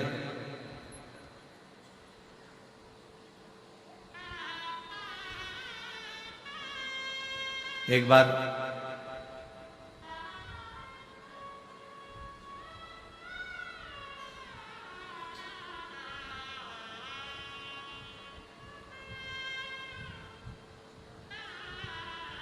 वासुकी नाग, नागों का राजा जो शंकर जी के गले में रहता, जब ये शिव जी के गले में नहीं पड़ा था उसके पहले का ये चरित्र है शिव महापुराण का कि वासुकी नाग, नागों का राजा, एक बार अपने सिंहासन पर बैठा, मौन, सर्प चुप।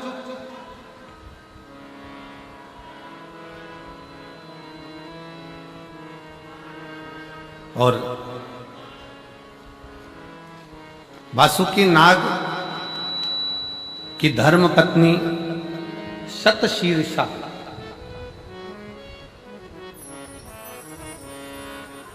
वासुकी नाग की धर्म पत्नी शतशीर्षा अपने पति को देखी, मौन है, चुप है। आज इनका मन इस राजसभा में, इस राज्य सिंहासन पर लग नहीं रहा है, नागलोक संभाल नहीं पा रहा। पत्नी की चित्तवृत्ति में यह बात उलझी कि मेरा पति वासुकी नागलोक का राजा है, सर्पलोक का राजा है, और नागलोक का राजा होने के बाद उसकी ये वृत्ति ऐसी, उसको तो पूरा राज्य संभालना चाहिए, उसको तो पूरा राज्य देखना चाहिए। यदि मेरे भोले बाबा ने, मेरे शंकर भगवान ने, मेरे देवाधिदेव महादेव ने, मेरे शंभू ने, मेरे त्रिकालदर्शी कैलाशी अविनाशी शिव ने आपको कोई उच्च पद पर बिठाया है, कोई सिंहासन दिया है, कोई कुर्सी दी है, कोई सत्ता दी है, कोई वैभव दिया है, कोई अच्छी जगह पर बिठाया है, तो अपने मन में ये बात रख लेना कि मेरे द्वारा, अपने द्वारा, भले मुझे सिंहासन पर बिठाया पर अपने द्वारा कभी किसी का बुरा ना हो जाए, होए तो सबका भला होकर चले। कुर्सी अगर मिली है, पद अगर मिला है, प्रतिष्ठा अगर मिली है, यश अगर मिला है, सम्मान अगर मिल रहा है, तो भगवान को धन्यवाद देना कि तेरे बल पर मिला है।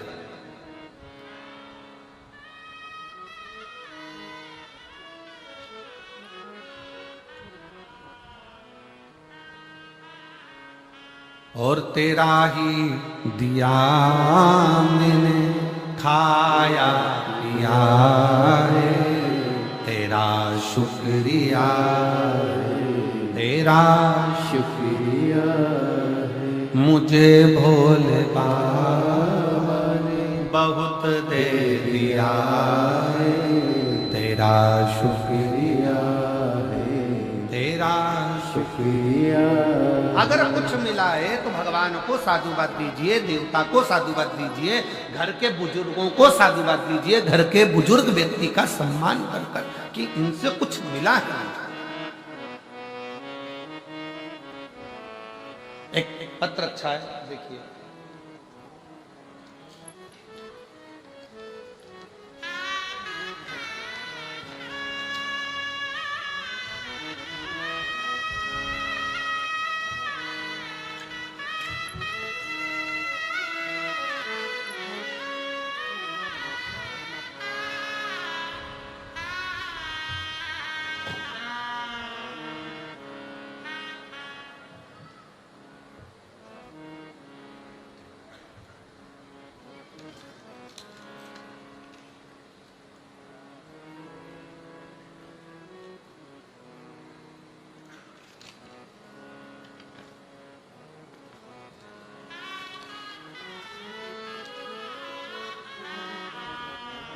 भगवान सिंह यादव, गांव नाहा, निवास स्थान Shiv colony, railway station Kosli, जिला रेवाड़ी, हरियाणा का हूँ। कहीं बैठे हो तो हाथ हिला सकते हैं। मेरा मोबाइल नंबर ये है, दिख गए? आ जाइए, एक बेलपत्र लेकर जाइए, आ जाओ। एक लोटे जल का मैं क्या वर्णन करूं? एलईडियां चल रही हैं, आस्था चैनल चल रहा है, आप लोग टीवी पर पत्र को पढ़ सकते हैं। एक लोटे जल का मैं क्या वर्णन करूं गुरुजी? आपको जानता भी नहीं था और ना ही मैं किसी गुरु को देखता था, ना सुनता था, क्योंकि मेरी श्रद्धा इन सब चीजों में नहीं। मैं मंदिर भी नहीं जाता था, देवालय भी नहीं जाता, शिवालय भी नहीं जाता, और मुझे ये सब चीजें अच्छी नहीं लगती। मैं इस सब को बेकार मानता गुरुजी। परंतु एक बार रिमोट से टीवी चालू करते समय मैंने आपका आस्था चैनल पर देखा और थोड़ा सा मन आपकी कथा में लगा। मन इसलिए लगा क्योंकि आपने एक बात कही कि सियोर वाला महाराज कुछ नहीं करता है, करता है तो तुम्हारा चढ़ाया गया एक लोटा जल और महादेव करता है। और मेरी जीजियों, मेरी बेटियों, मेरी जीजाओं, मेरी माताओं, मेरे भाई, जितनी मेरी बहनें बैठी हैं, जितनी मेरी जीजियां बैठी हैं, आपको निवेदन करूंगा, इसको केवल कथा का पंडाल मत समझो, इसको केवल कथा का पंडाल ना कहा जाए। आप कथा के पंडाल में जब पहुंचो तो ये विचार करना कि यह कथा का केवल पंडाल नहीं है, ये मेरे पिता से मैं दिल की बात कहने के लिए आई हूं और मेरा बाबा सुनने के लिए बैठा, सुनने के लिए।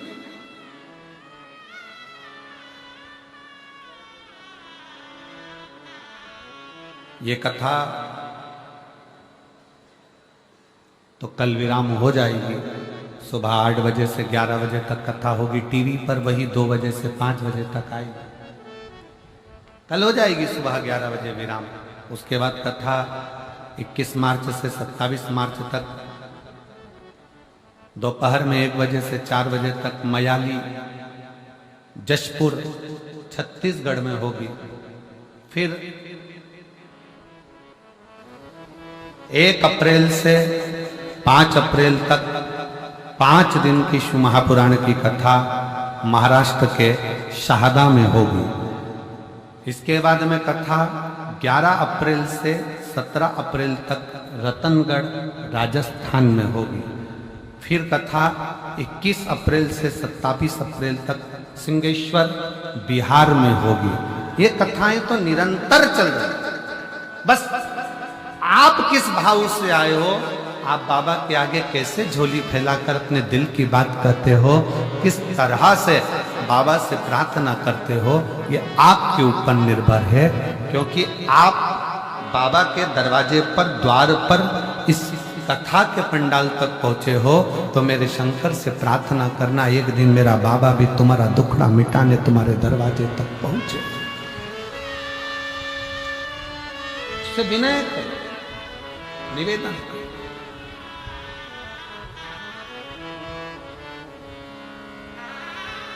एक विश्वास के साथ, एक भरोसे के साथ, एक दृढ़ता के साथ। शिव महापुराण की कथा कहती है, वासुकी नाग को देखकर धर्म पत्नी सतशीर्ष वासुकी नाग की पत्नी का हृदय रोया। आज मेरे पति को हुआ क्या?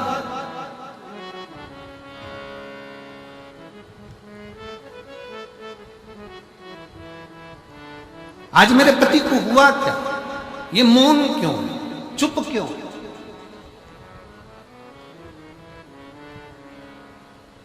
और धर्म पत्नी का सबसे बड़ा लक्षण है, जो अपने पति का, अपने बच्चों का चेहरा पढ़ ले, समझ लेना कि वो धर्म पत्नी श्रेष्ठ है। अपने पति का भी चेहरा पढ़ रही है, अपने बच्चों का भी चेहरा पढ़ रही है। बेटी आज तू बहुत चुप है, क्या हो गया बेटा? कुछ दिक्कत है क्या, परेशानी है क्या? पत्नी अपने पति से कह दे, क्यों आज दुकान से आयो, ऑफिस से आयो, जब से तुम ठीक नहीं दिख रहे हो, क्या हो गया? चिंता ना करना, कर्जा भी हो गया ना तो बाबा सब अच्छा करेगा। कोई तकलीफ भी आई है ना, कोई टेंशन नहीं करना, कोई परेशानी नहीं, आप क्यों चिंता करें?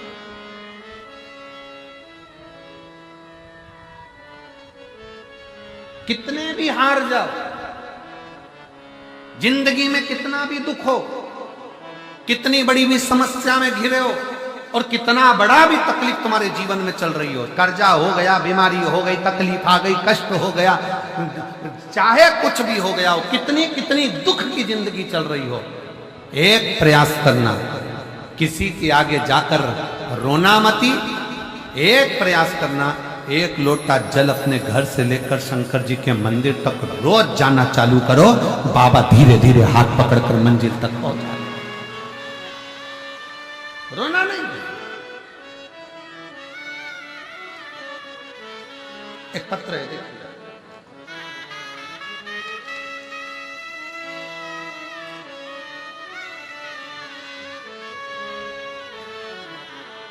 मैं अनीता देवी लुधियाना पंजाब से आई। मेरा मोबाइल नंबर यह है। मेरे पति का नाम सुरेश कुमार सोनी है। हम लुधियाना पंजाब के रहने वाले हैं। 2023 में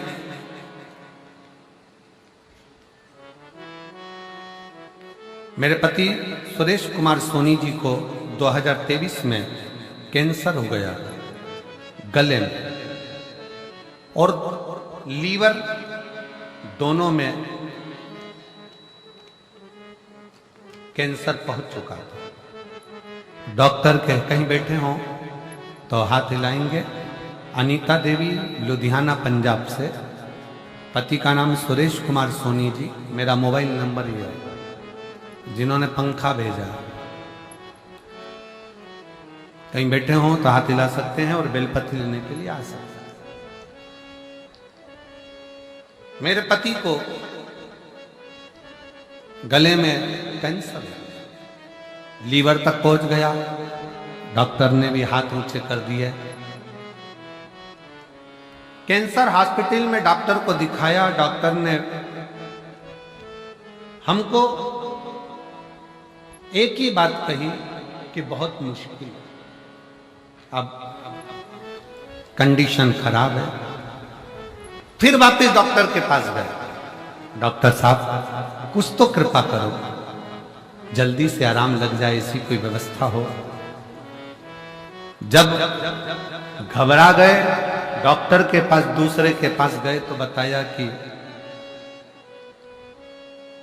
शरीर में खून भी नहीं बचा है, बस थोड़ा सा ब्लड शरीर के अंदर है 4 ग्राम के, और बाकी का शरीर पूरा बेकार का हो गया। किससे कहते, हमारे पास इतना धन नहीं, किसको कहें। पांव के नीचे से जमीन खसक गई ऐसा लगता है। तब हमें उस समय पर पता नहीं चला था जब फर्स्ट स्टेज का था, नहीं तो कुछ तो इलाज करवाता। और मेरी जीजियों, मेरी बहनों, मेरे भाई, मेरे बंधु, एक बात याद रखना, अपनी जिंदगी में शरीर में कोई भी बीमारी आए, सबसे पहले डॉक्टर के पास जाओ। अपने घर के पास में, अपने नगर में, अपने शहर में जो प्राथमिक चिकित्सा केंद्र हो, हॉस्पिटल हो, डॉक्टर हो, उनके पास जाओ। क्योंकि हमारी कथा कहती है कि शिव का एक रूप है डॉक्टर। डॉक्टर शंकर का एक रूप है। वो जांच की बोले जांच कराओ, दवाई की बोले दवाई खाओ, सब कुछ करो, पर साथ में डॉक्टर अपना कर्म करे, तुम अपना कर्म करना। जो भी दवाई डॉक्टर दे उसे कुंदकेश्वर महादेव के नाम से खाना, और शिव जी को 1 लोटा जल चढ़ाना विश्वास के साथ चालू करना। डॉक्टर की दवा और परमात्मा की दुआ दोनों काम करेगी, और एक दिन तुम उस बीमारी से बाहर हो ही जाओ। गुरुदेव, डॉक्टर ने तो कह दिया कि अब कुछ हो नहीं सकता, क्योंकि सार तत्व कुछ नहीं बचा है। आखिरी में किसी के कहने पर हम रुद्राक्ष के लिए सीहोर पहुंच गए, कंकर शंकर की पूजन करी, और कंकर शंकर की पूजा का पता चला, तब हमने वहां पूजन कर रुद्राक्ष लिया और बाबा से प्रार्थना करी, बाबा कुछ भी करो पर कैंसर समाप्त होना चाहिए। शिव जी से विनय कर कर गुरु जी हम आ गए। जिस समय हम सीहोर पहुंचे थे उस समय सीहोर की कावड़ भरा रही थी। सावन का महीना, कावड़ यात्रा थी, हम उसमें भी शामिल हो गए और बाबा से प्रार्थना कर कर हम वापिस लुधियाना आ गए। लुधियाना आने पर रुद्राक्ष का जल, डॉक्टर की दवा दोनों चलती रही, और आखिरी में बेलपत्र शिव जी पे चढ़ी हुई देना प्रारंभ करी और रुद्राक्ष का जल देना प्रारंभ करा। आज मैं बाबा को धन्यवाद देने के लिए आई हूँ गुरुदेव। डॉक्टर ने तो जवाब दे दिया था, पर आज बाबा ने संभाल लिया और एकदम ठीक हैं, एकदम ठीक हैं। और बाबा का क्या मैं वर्णन करूं। मेरे बाबा ने मुझे दूसरी बार प्राण दिया। डॉक्टर के हिसाब से अब कैंसर की रिपोर्ट भी ठीक आ गई है और शिव ने संभाला। डॉक्टर की दवाई भी लो और साथ में शिव का भरोसा भी, शिव पर दवाइयां लो। जांच का बोले डॉक्टर जांच कराओ, पर दवाइयां खाने से पहले एक नाम शिव जी का जरूर लो। कौन सा? जम के बोलो जरा, जम के, कुंदकेश्वर। वो दवाई भी असर करे।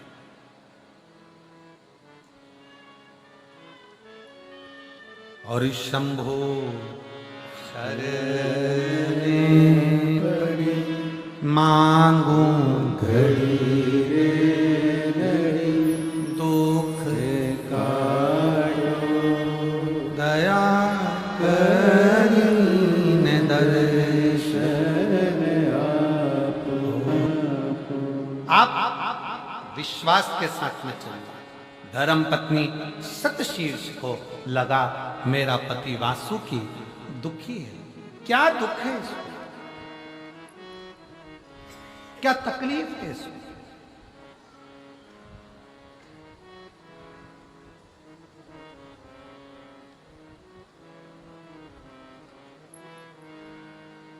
आपको एक बात स्मरण में है कि नहीं, हमको नहीं।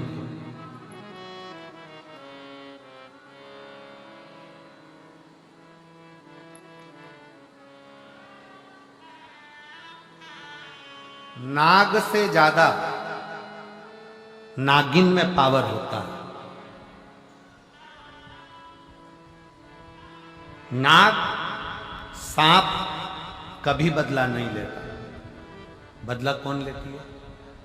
जम के बोलो जरा। नागिन। बदला नागिन लेती है। सांप बदला नहीं लेगा, नाग बदला नहीं लेगा, नागिन बदला।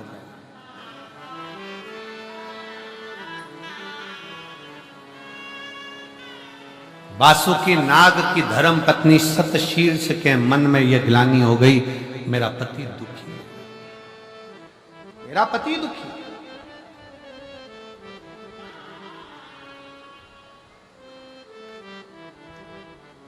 और मेरी जीजियों, मेरी बेटियों, मेरी माताओं, एक बात याद रखना, आप रोज अगर शंकर के मंदिर में जाकर एक लोटा जल चढ़ा रही हो ना, तुम्हारे बच्चों का, तुम्हारे पति का और तुम्हारे परिवार का कभी बाल बांका नहीं हो सकता तुम्हारे जल से, तुम्हारे जल।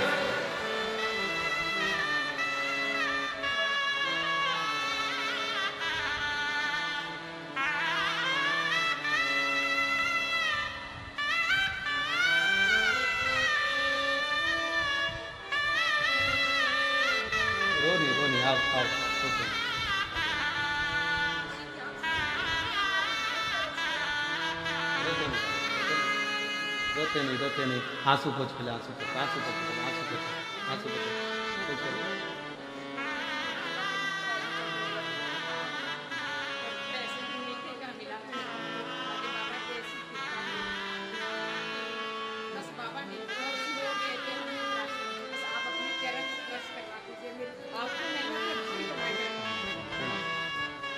डॉक्टर ने हाथ ऊंचे कर दिए थे, जवाब दे दिया था कि ये रहेगा नहीं, पर ना पैसा था, ना धन था, ना कोई ले जाने वाला था, ना लाने वाला था।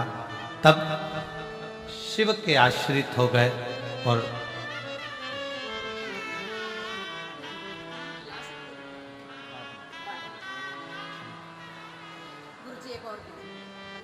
शिव के आश्रित हो गए। डॉक्टर ने तो जवाब दे दिया था कि इसको ले जाओ, ये नहीं रहेगा। भाई कह रहा है पर आज मैं जिंदा खड़ा हूं तो मेरे शंकर के बल पर खड़ा हूं। शिव के जब हर जगह से ठुकरा दिया जाए, सब जगह, तब आखिरी में शिव की शरणागति जरूर है। आपकी जिन जिन से पहचाने पहले उनके हाथ पर जोड़ लो, मना नहीं है। आपकी जिन जिन से पहचाने आप उसके पास चले जाओ, मना नहीं। जब कोई काम कहीं से ना बने तब एक लोटा जल लेकर शंकर को चढ़ाओ और नंदी के पास बैठकर श्री शिवाय नमस्तुभ्यं,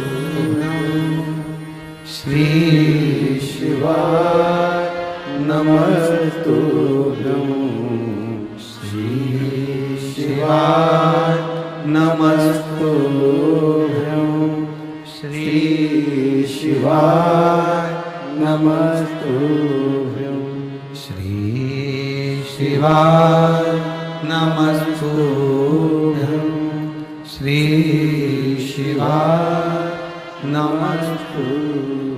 एक लोटा जल चढ़ाकर नंदी के पास बैठकर शिव जी से अपने मन का भाव, श्री शिवाय नमस्तुभ्यं जपो, कहो, पुकारो। घर के दरवाजे पर भी लगा दो श्री शिवाय नमस्तुभ्यं, उसके सुप्रत करो, उसके आश्रित हो जाए। वासुकी नाग की धर्म पत्नी सतशीर्ष अंदर से दुखी है मेरा पति, क्यों दुखी?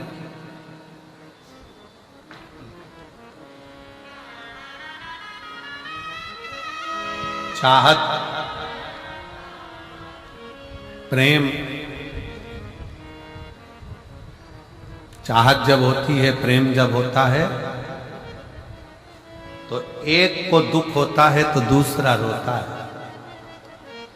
जब आप शंकर भगवान से प्रेम कर बैठोगे ना, शिव जी को दिल दे बैठोगे ना, तो दुख तुम्हारा होएगा, रोएगा होएगा।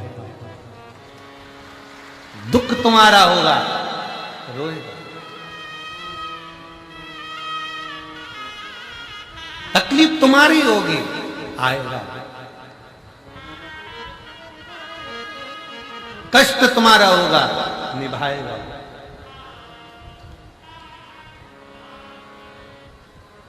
उसके आश्रित का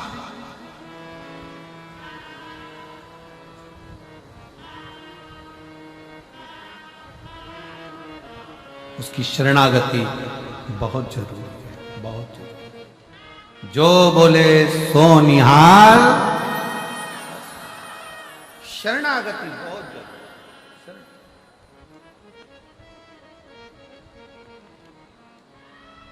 जिसने विश्वास, भरोसा, दृढ़ कर लिया, उसका सारा दुख मिट गया, सारा कष्ट मिट गया।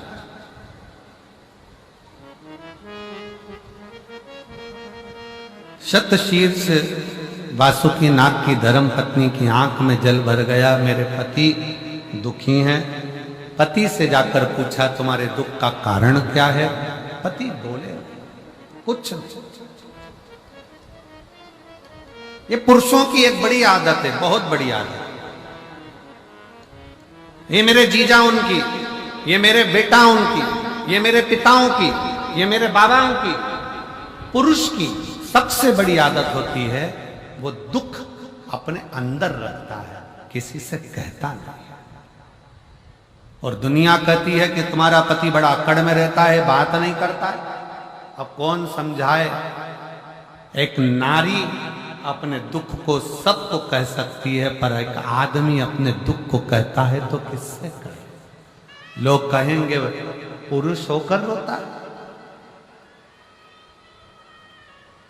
मेरी जीजियों, जैसे एक स्त्री की गोद में संतान नहीं होती ना, उसको जितने ताने मिलते हैं ना, उससे दुगने ताने एक पुरुष को मिलते हैं जब उसकी जेब में धन नहीं होता, पैसा नहीं होता और उसके पास कुछ नहीं होता। चार दोस्तों में भी बैठते हैं ना, धीरे धीरे दोस्त उससे दूरी बनाना चालू कर देते। इसके बाद तो है ही नहीं, कभी 1 रुपया खर्च नहीं करता, होटल लेकर नहीं जाता, कभी कुछ खिलाता पिलाता नहीं, धीरे धीरे दूरी बना लेते। इसलिए शिव महापुराण की कथा में इस व्यासपीठ पर बाबा जब भी इस पुराण का वाचन करने के लिए मेरे शंकर करुणा करते हैं, वाणी देते हैं, तो यहाँ आने से पहले मेरे भोले बाबा से इतना जरूर कहकर आता हूं कि बाबा, किसी स्त्री की गोद खाली मत रखना और किसी पुरुष की जेब खाली मत रखना।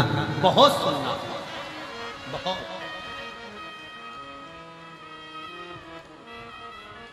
इतना सुनना पड़ता है कि दुनिया में कोई नहीं सुन सकता जितना एक स्त्री। प्रेशर, बड़ा प्रेशर, जितना एक स्त्री और पुरुष को सुन। और नारी का हृदय भले थोड़ा दुखित होकर वो सबसे कह दे, सबसे। पुरुष किससे कह दे? वासुकी नाग की धर्मपत्नी शतशीर्ष पति से पूछ रही है कि तुम्हारा दुख, तुम्हें तकलीफ क्या कष्ट है तुम्हें? वासुकी नाग ने कुछ कहा नहीं, कुछ नहीं। एक दिन देव ऋषि नारद निकल कर जा रहे थे, तो उन्होंने विचार करा, चलो नागलोक में चलते हैं। नागलोक में चले, बहुत दिन हो गए। सर्पों के लोक में, नागलोक में, सर्पों के लोक में नारद जी आ गए। वासुकी नाग को देखकर नारद जी को देखकर वासुकी नाग उठ खड़े हुए, प्रणाम किया। बाबा जी आए हो, आप पधारे हो? हाँ।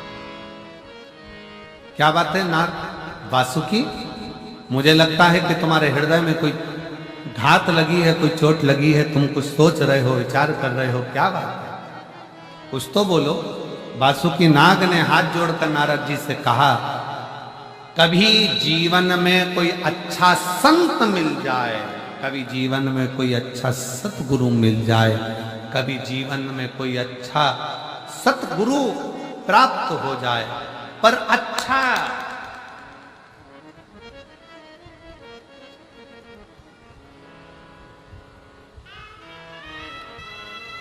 कलिकाल में अच्छा गुरु मिलना मुश्किल है। इसीलिए गुरु नानक देव जी महाराज ने निश्चित कर दिया, गुरु गोविंद सिंह जी ने निश्चित कर दिया कि कलिकाल में अच्छा गुरु मिलना मुश्किल है, इसलिए अब गुरु को ढूंढने मत जाओ, गुरु की वाणी को ही, गुरु ग्रंथ साहिब को ही गुरु मानो। उन्होंने निश्चित कर दिया, क्योंकि आज के जमाने में असली गुरु मिलना थोड़ा कठिन हो जाता है, अच्छा गुरु मिलना मुश्किल हो जाता है, क्योंकि धन, वैभव, संपदा, सत्ता व्यक्ति को पाने की इतनी ललकता बन जाती है कि वो अपने तत्व तक नहीं पहुंचता।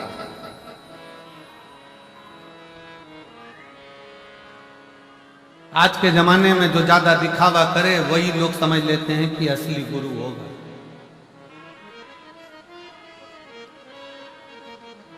आज के जमाने में जो ज्यादा दिखावा पूर्ण करे तो समझ में आ जाता है कि यही असली होगा। और शिव महापुराण की कथा कहती है कि असली तो कहीं ऐसा बैठा रहता है कि उसको भज लो, बस स्मरण कर लो, संकीर्तन कर लो, नाम जाप जप लो, बस बहुत बहुत।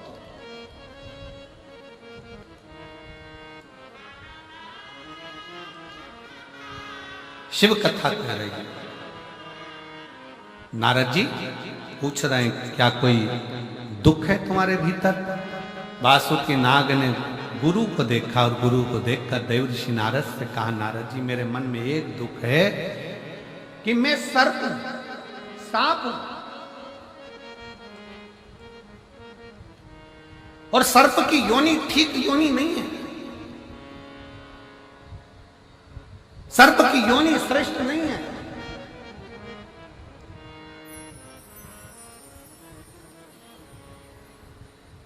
मुझे सर्प योनि ठीक नहीं लगती, मैं चाहता हूं कि सर्प योनि मेरी श्रेष्ठता नहीं है, इसलिए मुझे त्यागना है सर्प योनि। नारद जी ने कहा, ठीक है, मैं तुमको एक बार इस सर्प योनि से कैसे त्यागा जाए, मैं एक बार अपने मित्र तुमरुका जी से मिल रहा हूं। अब तुमरुका जी तो शंकर जी के परम भक्त।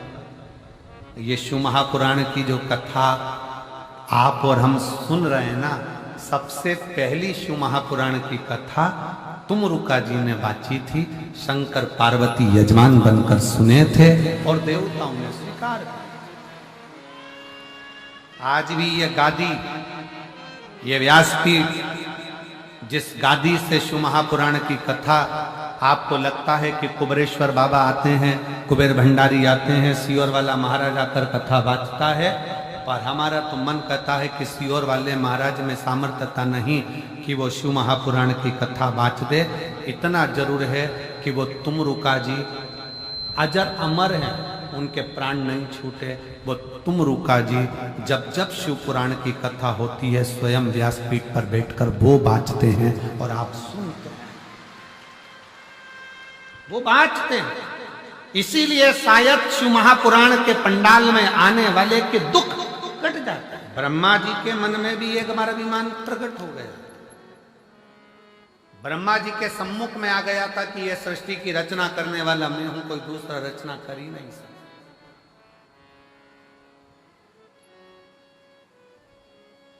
मेरे सिवा कोई सृष्टि की रचना नहीं कर सकता। यह ब्रह्मा जी के हृदय में बात आ गई। पर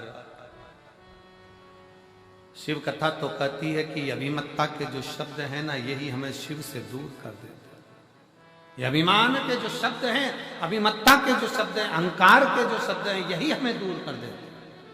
और होता है, एक महाराज जी प्रवचन दे रहे थे और प्रवचन में कह रहे थे, मेरे मुख से 7 दिन तक गंगा बहेगी, जिसको डुबकी लगाना है लगाए।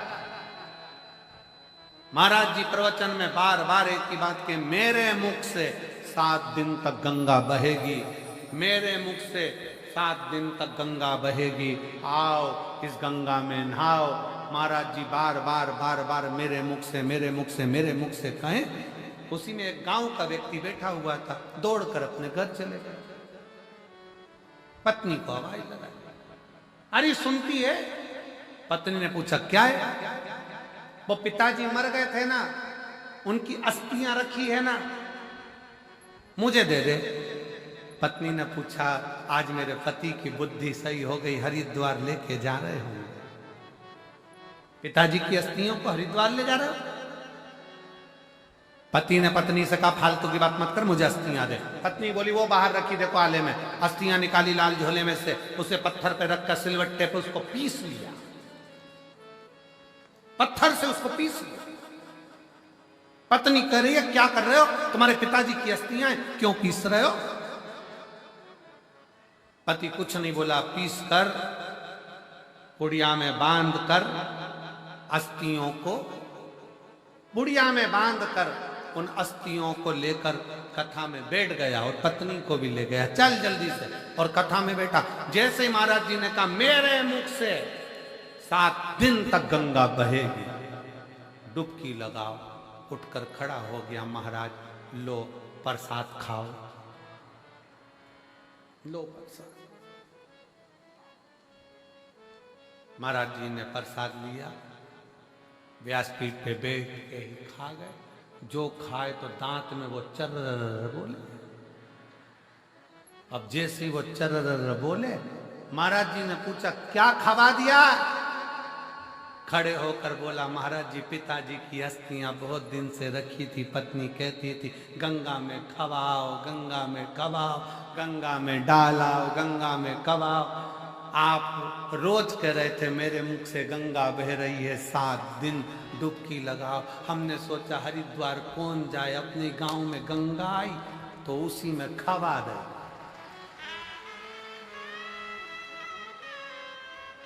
कौन जाए वहां हरिद्वार? महाराज जी ने उसके बाद कभी मुख से नहीं कहा कि मेरे मुंह से गंगा बह रही है, मेरे मुख से। ये मैं का जो संबोधन है, ये मेरा और मैं का जो संबोधन है, यही अभिमत्ता का संबोधन।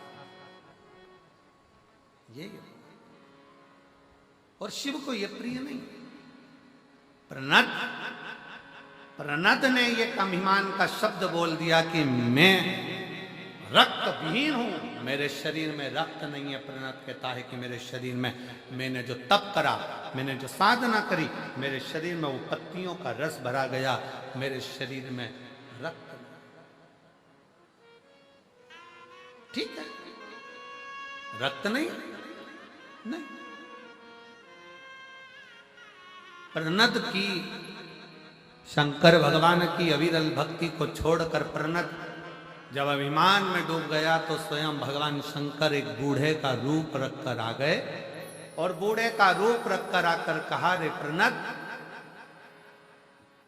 मैंने सुना है कि तेरे शरीर में रक्त नहीं है। शरीर तूने अपने बल पर तैयार कर लिया। चल एक काम करते हैं प्रनद, तेरी भी उंगली को जलाकर भस्म बनाकर दिखा दे और मेरी भी उंगली को मैं जलाकर भस्म बनाकर दिखा। शिव बूढ़े का रूप रखकर आए। प्रहलाद ने कहा, इतनी सी बात? मैं शंकर का भक्त हूं, मैं शिव का भक्त। प्रहलाद ने अपनी उंगली को जलाया तो उसमें से भस्म नहीं निकली, पर शंकर ने बिना जलाए ही उंगली को केवल अग्नि में तपाया और उंगली में से भस्म निकलना प्रारंभ हो गई। बस न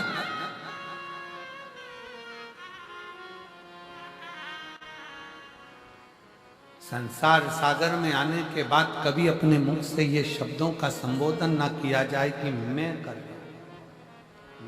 एक पत्र है बड़ा सुंदर, देखिए।